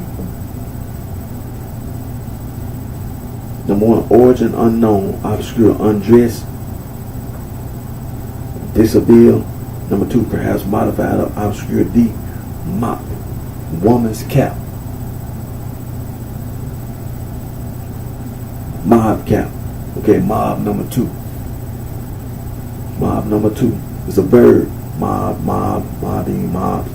Perhaps back formation from mobile, archaic, to muffle the head of, as in a hood. Number two. Number one, mob, archaic, to dress oneself negligently. Archaic, to go to an unfashionable place disguised or so dressed as to avoid recognition. Okay, mob number three. Mob number three. So now after a trip is short for mobile. Mobile. Number one, the lower class of a community, the populace or the lower part of it, master the use of superstition for the purpose of policing the mob. Political spellbind, to appeal to the mob mind. Number two, a large and disordered collection of people tending to acts of violence, windows smashed, and police beaten by the angry mob. A fear of mob rule. People in a large disorderly group used without an article. The lane was full of mob and the house so full we could not get in. And the house so full we could not get in. Okay. Number three, chiefly Australian flock, drove or herd of animals. Number four, a criminal set or organization as of pickpockets or gangsters. Gang, beat, click, set, synonym. See crowd. Okay. Mob number four. Bird, mobbing, mobs, bird. Okay, 1A, to crowd about and attack or ignore. Mob by autograph hunters before you can enter the theater. Attack in a mob. A crowd tried to mob him and he ran for safety into the superintendent's office. B, to crowd into or around. Bargain hunters mob the stores on sale days. Number two, dialect English. To rail at, scold, abuse. Number three, to hunt as a fox in such a way as to allow the quarry no chance to escape, as by surrounding it. To form a disorderly mob, crowd, or riot in a mob. The way newsman, mob full. Okay. Mob, abbreviation. Number one, mobile. Number two, mobilization. Mobilize.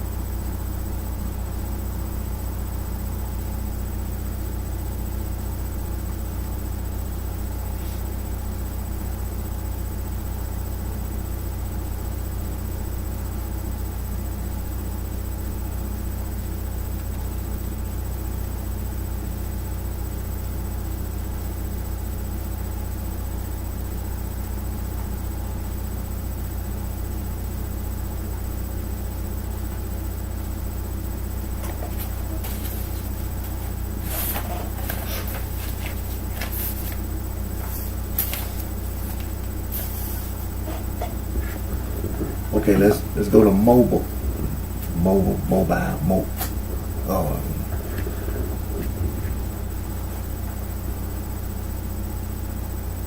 Okay, we are number one. Mobile.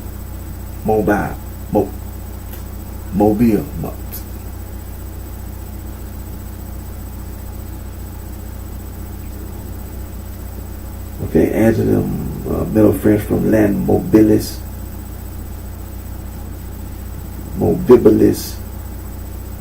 Latin movere, to move, plus abilis, move. Okay, move. Number one, capable of being capable of moving or being moved from one place to another. Movable, as a, capable of moving or being moved about readily. Global of proteins that are mobile, and rod-shaped proteins that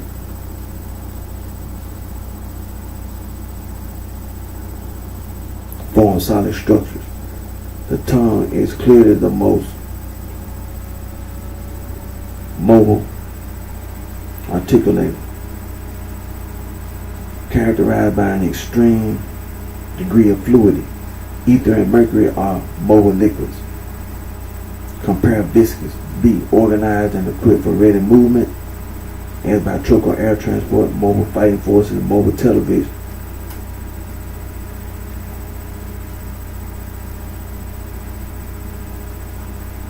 Mobile units for on the spot reporting.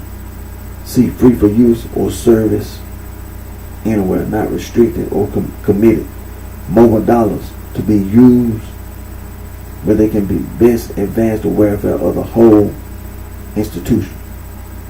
Mobile labor could be sent anywhere in England. D, designed as a vehicle or mounted on a vehicle or easily placed on or in a vehicle as a trailer or truck. Mobile loudspeakers carrying the campaign speeches into the streets. A mobile missile launcher. Mobile home. Number two, capable of or tending to change. Changeable, as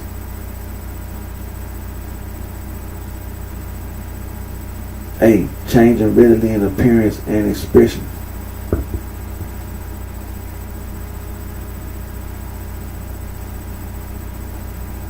Under the influence of mind or feeling, his mobile face mirrors every feeling, from bitter sadness to ecstasy.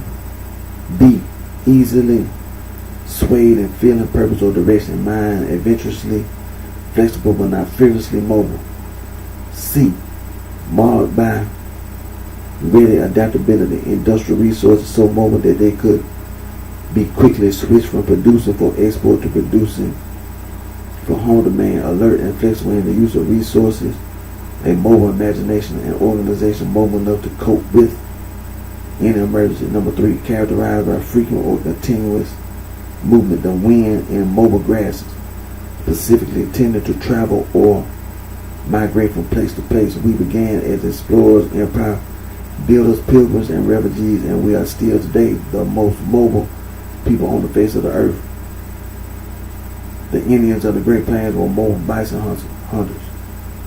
Number four, A, characterized by the mixing of social groups, the general confusion of moral standards which characterizes mobile societies, affording opportunity for a shift in social status. American society, though highly mobile, is not classless. B, having an opportunity for or undergoing a shift in status within the hierarchy of social levels of a society in which women are more mobile than men, born of upward mobile middle class parents. Number five, marked by the use of vehicles for transportation. Mobile defense, mobile warfare, took to their cars for a mobile holiday. Number six, of relating to or having the characteristic of a mobile. Mobile number two. Okay, Middle French, premier mobile. Sense three, Middle French, premier mobile. Latin mobilis, adjective. Number one, something that occasions movement or Action, see prima mobile. Number 2A, a movable or moving body or part, one that is mobile. B, number 1, a delicately balanced construction or sculpture frequently made of wire and sheet metal, shapes and having movable parts that can be set in motion by air currents or mechanical propulsion. Compare stable. Number 2, a set of lightweight figures as of animals or story characters that are suspended on fine wire or strings so that they hang in perfect balance and may be moved by a current of air. Number 3, by shorting the automobile.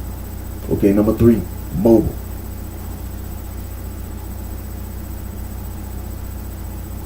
Noun, short for Latin. Mobile vocus, changeable crowd, the movable, common people, neutral of mobilis, adjective.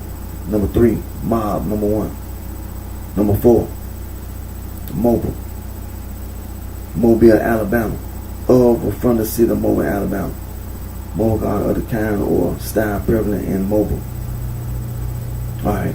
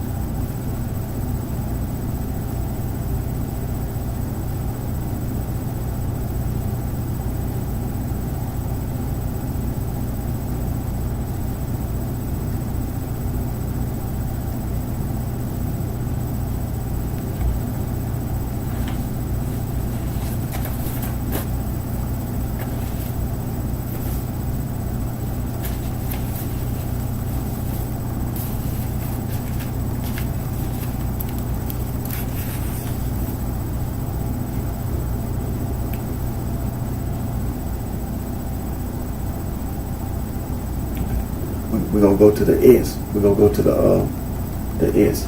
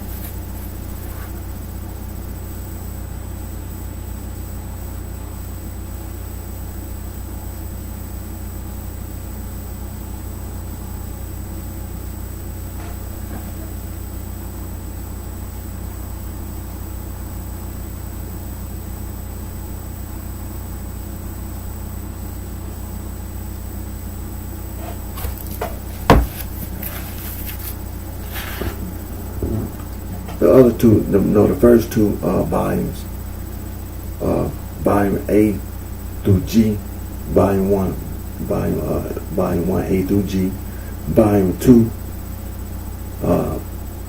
H through R. They were copyright 1986, and the volume that I'm holding now, volume 3, is S through Z. Is the copyright 1976.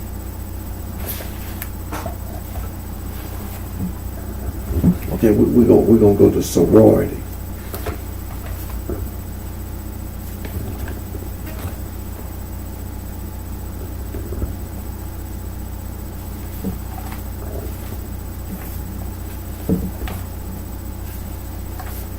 And we're gonna also go to sister.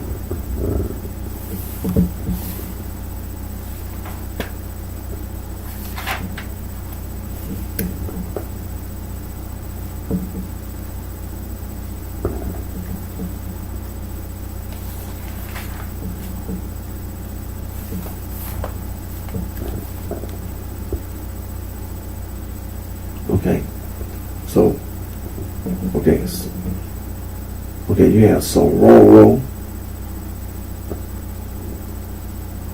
sororate,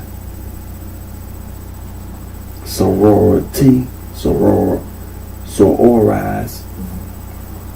When you break it down, you're saying soro, which is Latin for sister. That's all you're saying. You're saying the same thing over and over. And then when you say sister, that's English. It's German. It's German. Sister is German.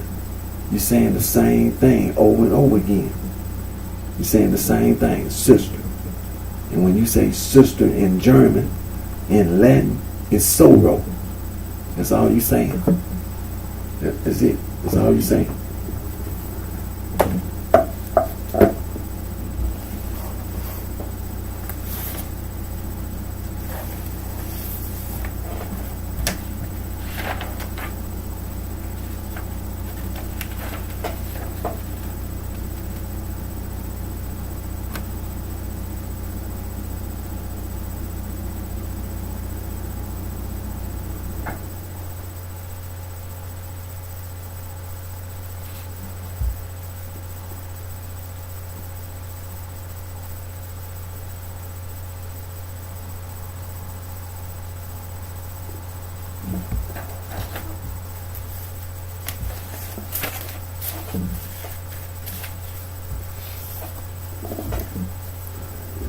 let's go to sister.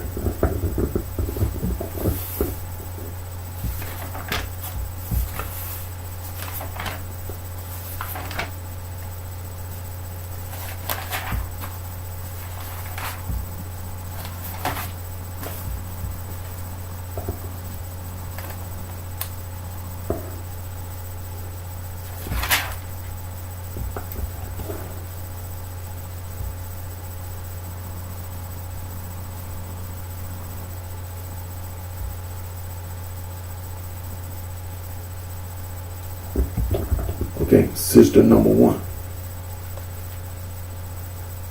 There's a noun alternative, Middle English, sister, sister, soster, partly from Old English, Sweoster, and partly of Scandinavian origin, akin to Old Norse,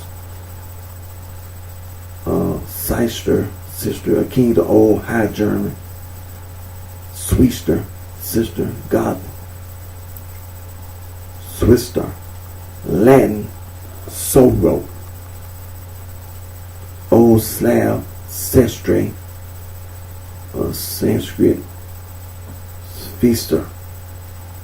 1A, a female, number one, a female human being related to another person having the same parents. Number 2, half sister. Number 3, sister-in-law. B, the one that kins woman by blood. Okay, that's all you're saying. That's all you're saying, sister. It's German, Old High German, Old Norse, Old Scandinavian. You understand? Old Slav. You're saying the same word over and over. Latin, sorrow.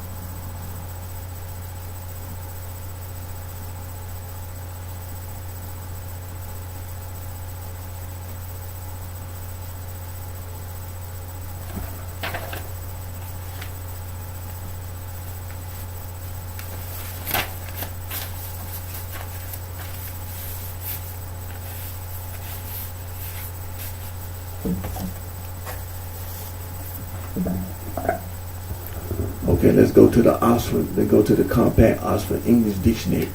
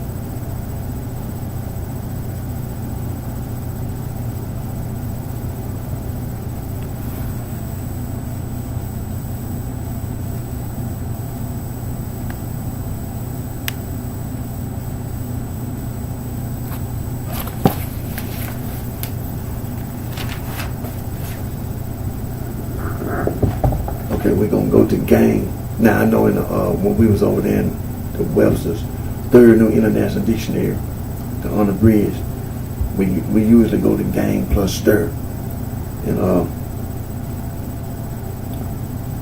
but I know we trying to move fast and everything, but so what we gonna go to gang.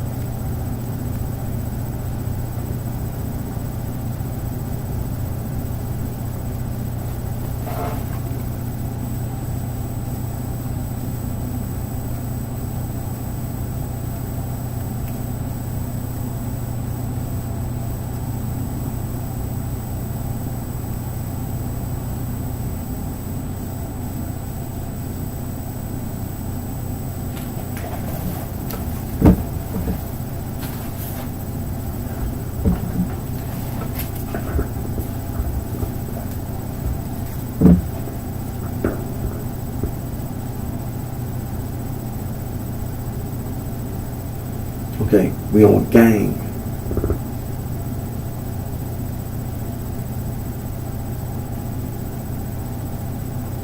Old English gang. Gone. Gone. Gung. Old Swiss gang. Dutch. Old High German gang. Middle High German.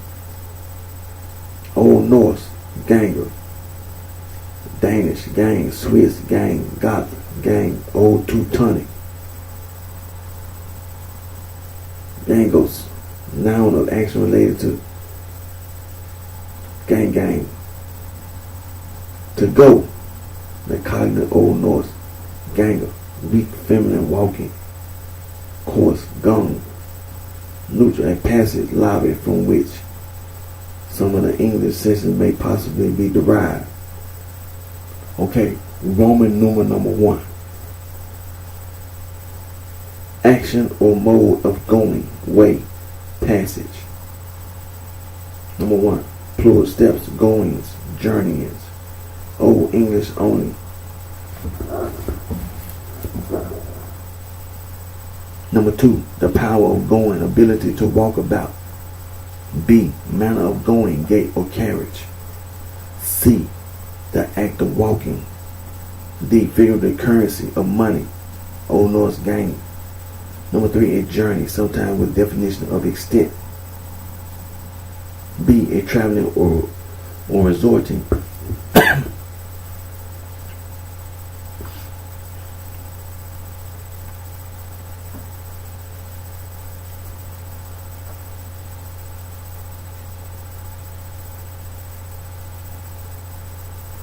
Number 4, a way, road, or passage. B, the course of a stream. C, walk or pasture for cattle. The right of pasturing.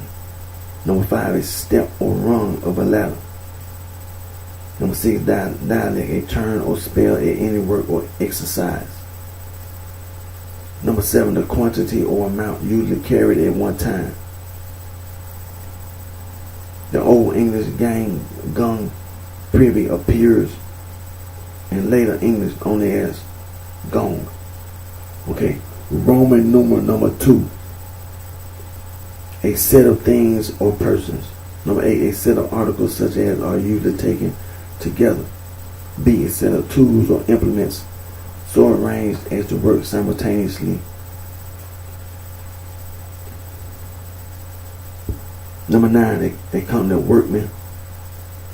B, a company of slaves or prisoners. Number 10, any band or company of persons who go about together or act in concert, chiefly in a bad or depreciatory sense, in mode usage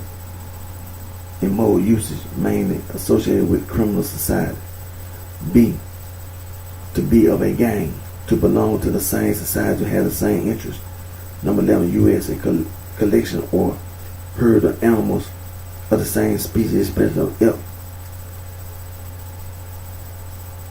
or buffalo, also a pack of dogs. Now, Roman numeral number 3. Attributed and combined. Implements work in sets.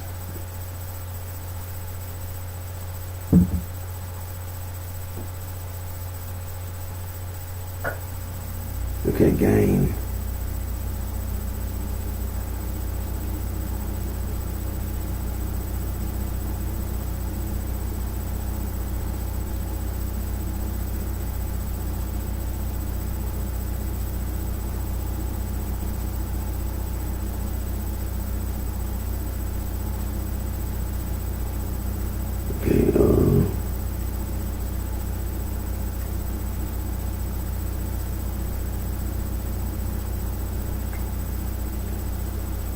Okay, we at gang verb number 1.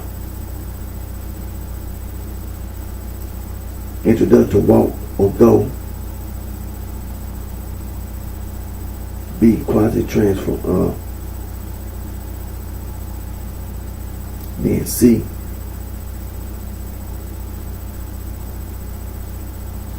okay. We got gang verb is a gang number verb number 2. Number 1, to arrange in a gang, also to gang out, to arrange in companies. Number 2, to gang in, to come in a gang. Okay, so that's all of them.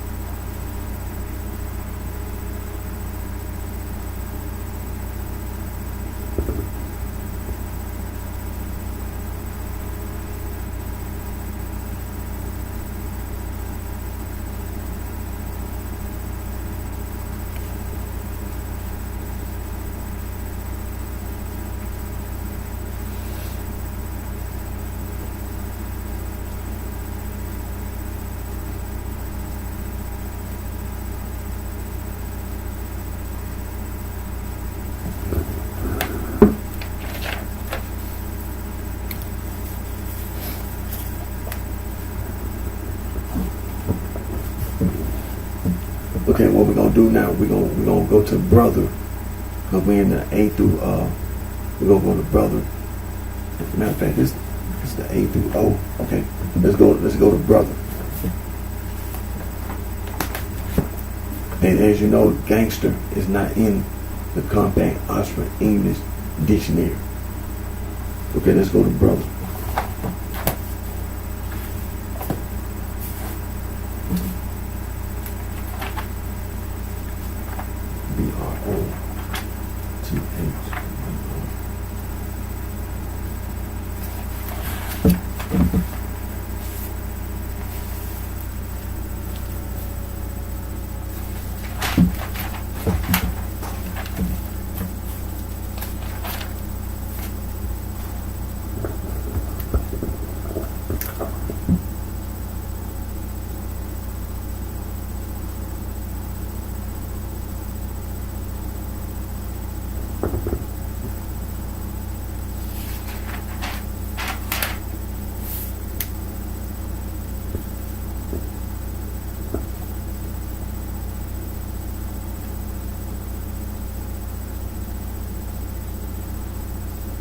Now, I'm going to let everybody know this is a long definition. It's a long definition. Brother.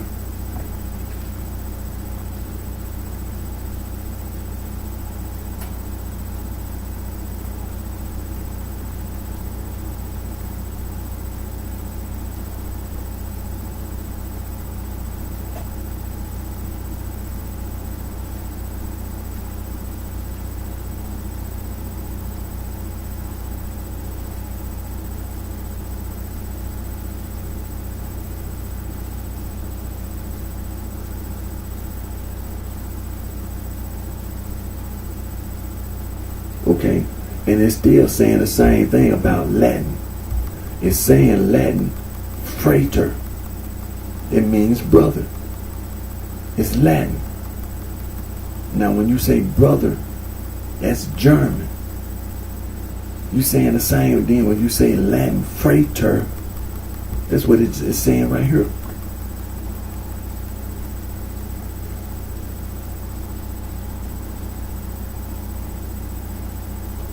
Now I can't read this Greek handwriting. I can't read this Greek. But the Latin is frater. So you're saying the same, just basically for everybody. You're saying the same thing. It's saying that brother is German. And it's saying Latin, frater. You're saying the same thing. That's all it means. Now it's got this long definition on this page. Then I got to turn the other page.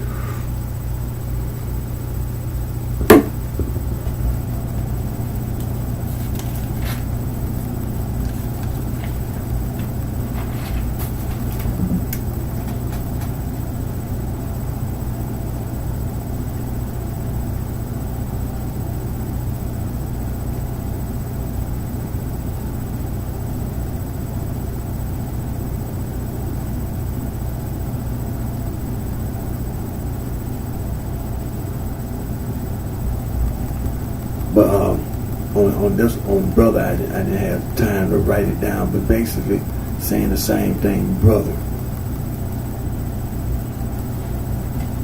You know, your family, a relative.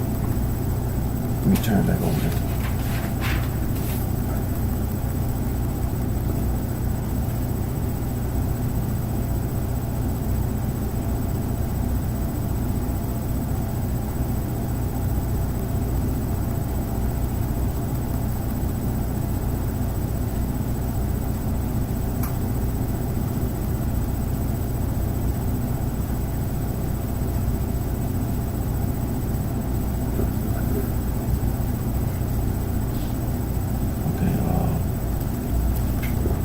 Let's go to fraternity.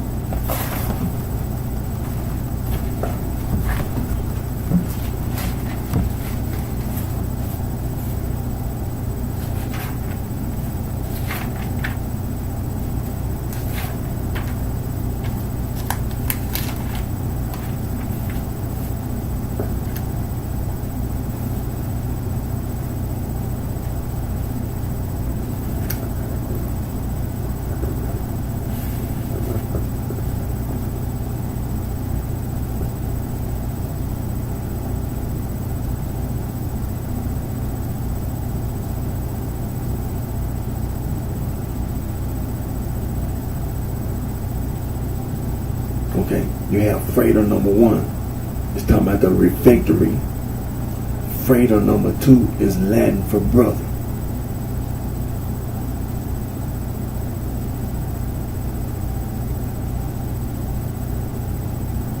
Then you say fraternal. Then you say fraternity. You're saying the same thing, brother.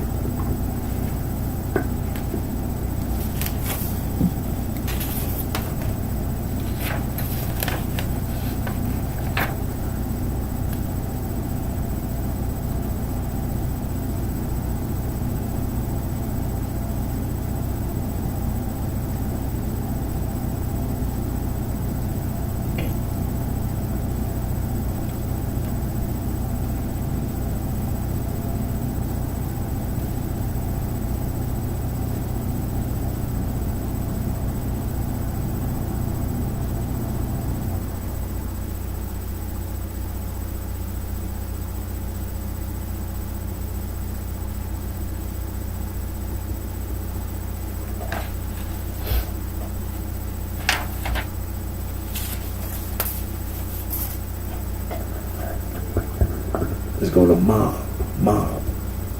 and mobile.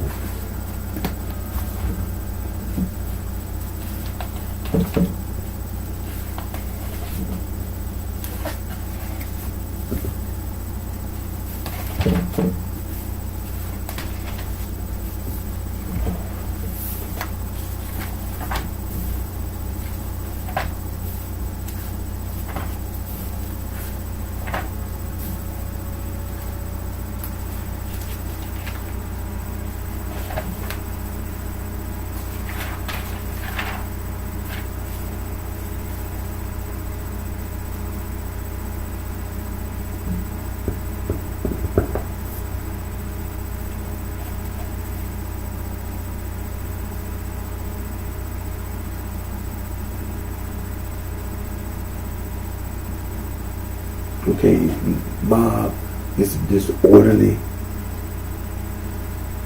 Number one, the disorderly and riot is part of the population of roughs, the rabble, and the assemblage of the rabble, a tumultuous crowd bent on or liable to be incited to acts of lawlessness and outrage.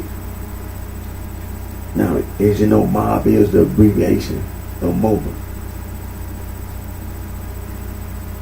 Okay.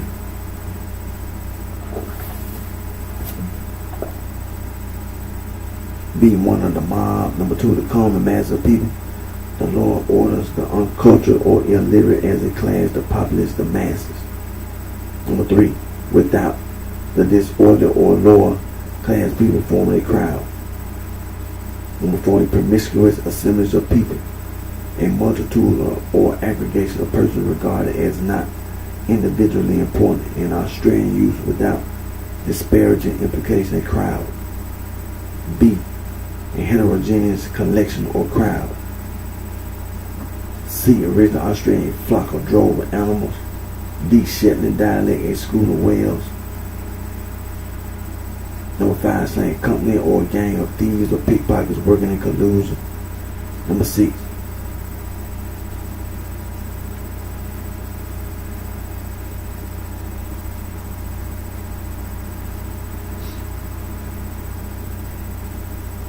mob courtship. Okay. Okay, we at mob number two now. Mob number two. Mob number two.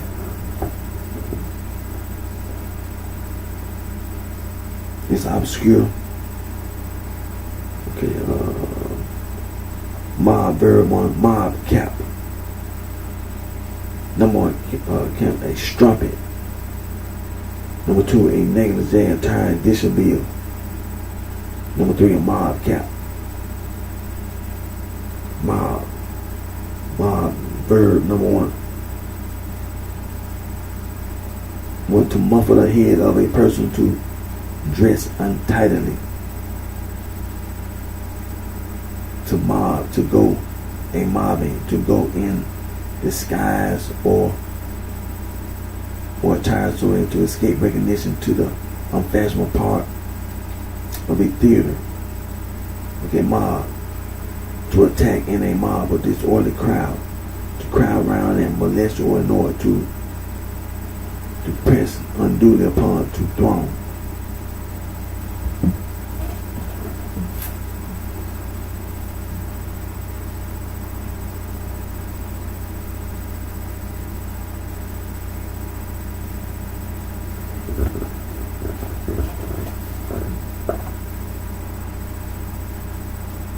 Number 2, to form a mob, to congregate in a mob or disorderly crowd.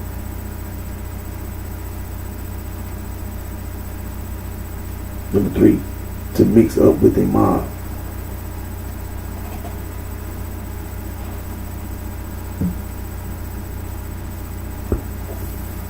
Okay, let's go to mobile.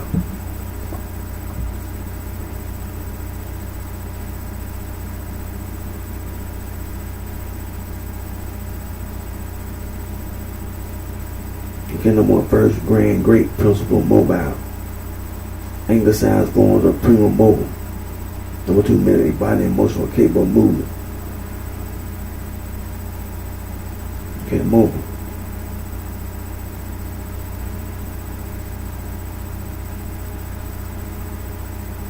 Short form of Latin mobile, vocus, the movable or excited crowd, the common people, the populace rabble, mob. Mobile, number 1, capable of movement, movement not fixed or stationary. A, in various applications of the sight. B, of a limb and organ of the body. C, of a liquid. D, of a cell molecule. E, mobile spasms. Number 2, characterized by facility of movement. B, of a person. His mind is settled that turns or is turned easily from one thing to another. C, rarely of a visible object.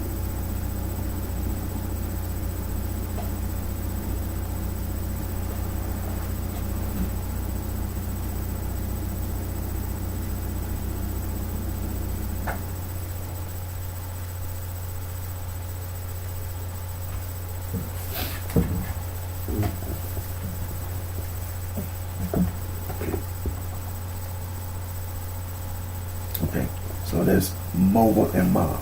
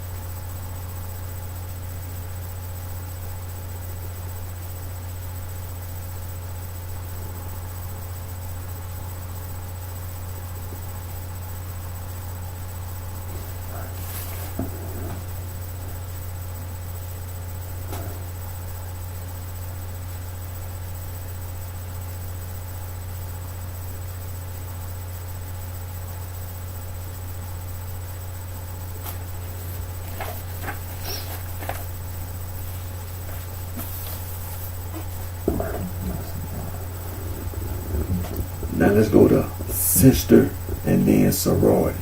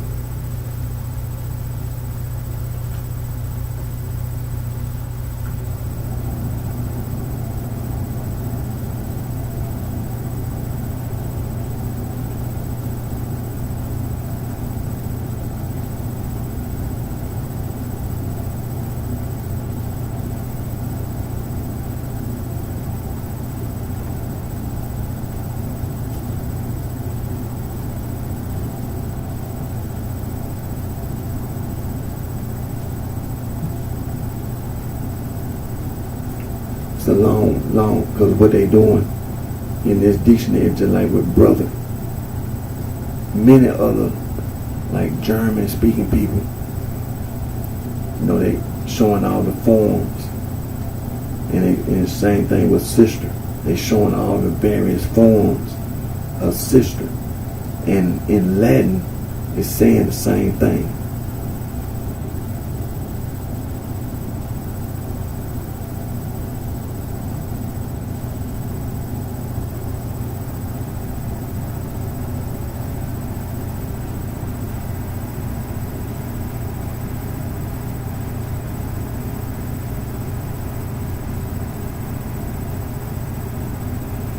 That's what it's saying in Latin, sorrow. So in German, you say sister.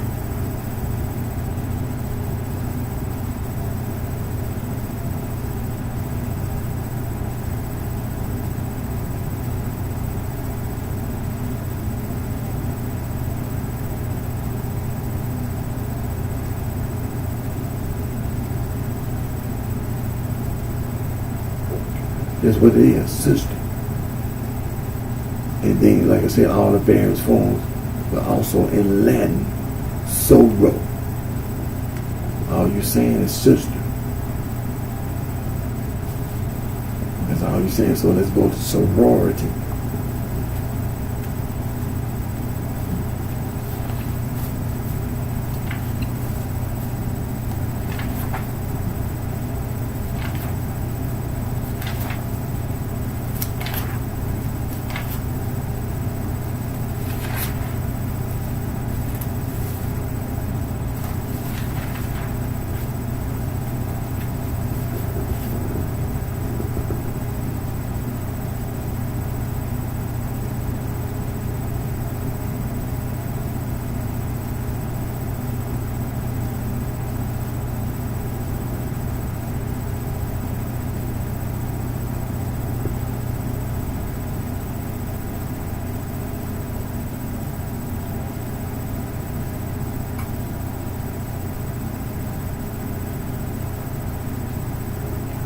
Just like saying sororo.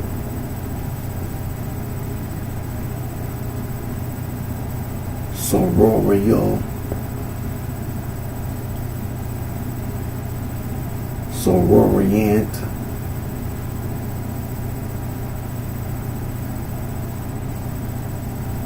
Sorority. You're saying the same thing, sister. That's all you're saying, sister. Basically, all you're saying is sister. That's all you're saying.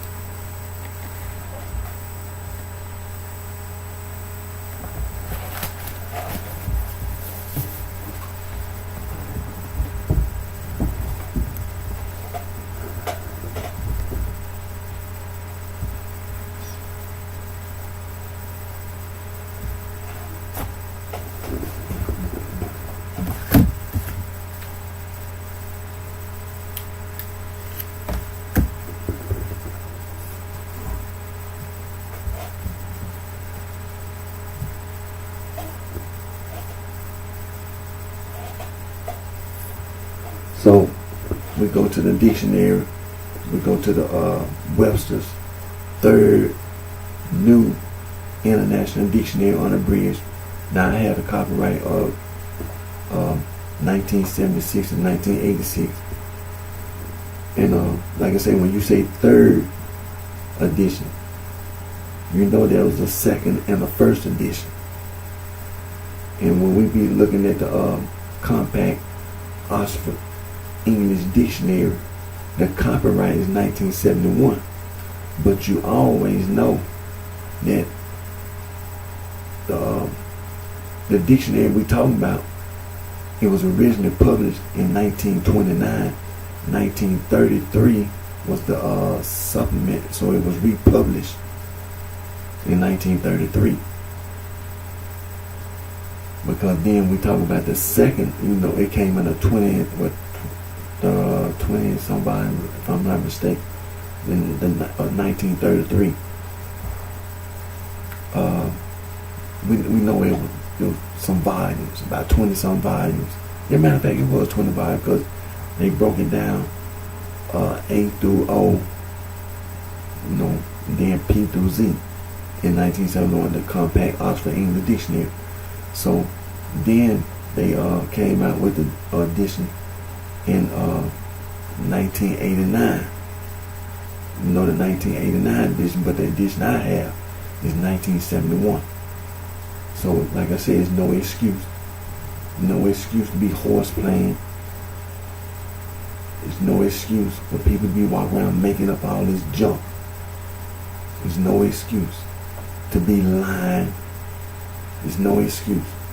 The fraternity line, the sorority line, all this nonsense. Talking about some African Americans on the East Coast. It's a lie. All it is, that same nonsense. The fraternity and sorority, these African American historically black colleges and universities, as well as other colleges and universities, with their fraternity and sorority and their secret society mess. All it is a bunch of lies. All you do is horseplay. That's all you do is horseplay. There's no sense in it. It shouldn't be tolerated. It shouldn't be tolerated, period, in any shape, form, or fashion.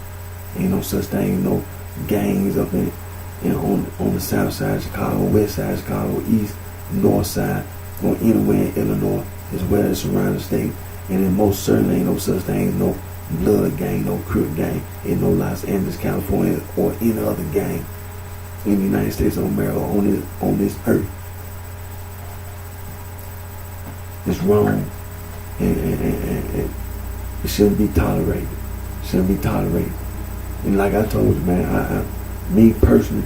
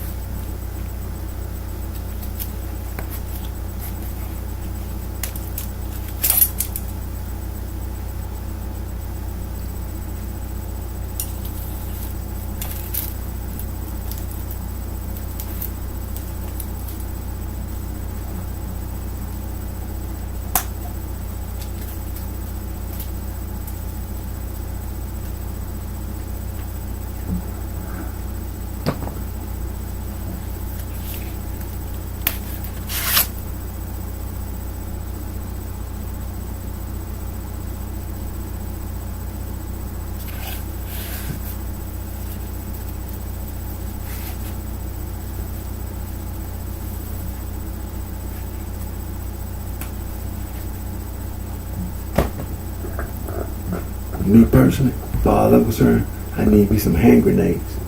Talking about horse playing with me like that. I don't even. I need me some hand grenades, and I need some rifles with a scope on.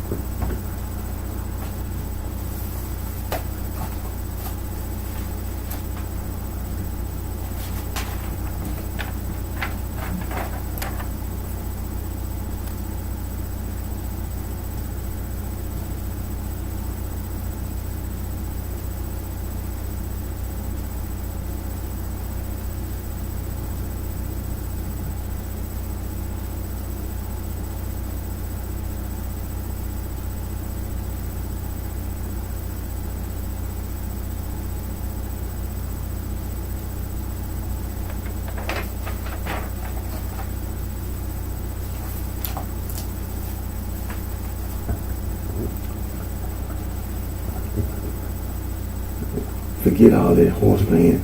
I'm not gonna tolerate. Again, my name is Eric D. Johnson, also known as BrightShine. I live right here in the city of Memphis, in the county of Shelby, in the state of Tennessee. I thank all my fans, my support, for your continued encouragement and support. And always put God first. Put God first. To my next video, take care of yourself. Wish each and every one of you very best.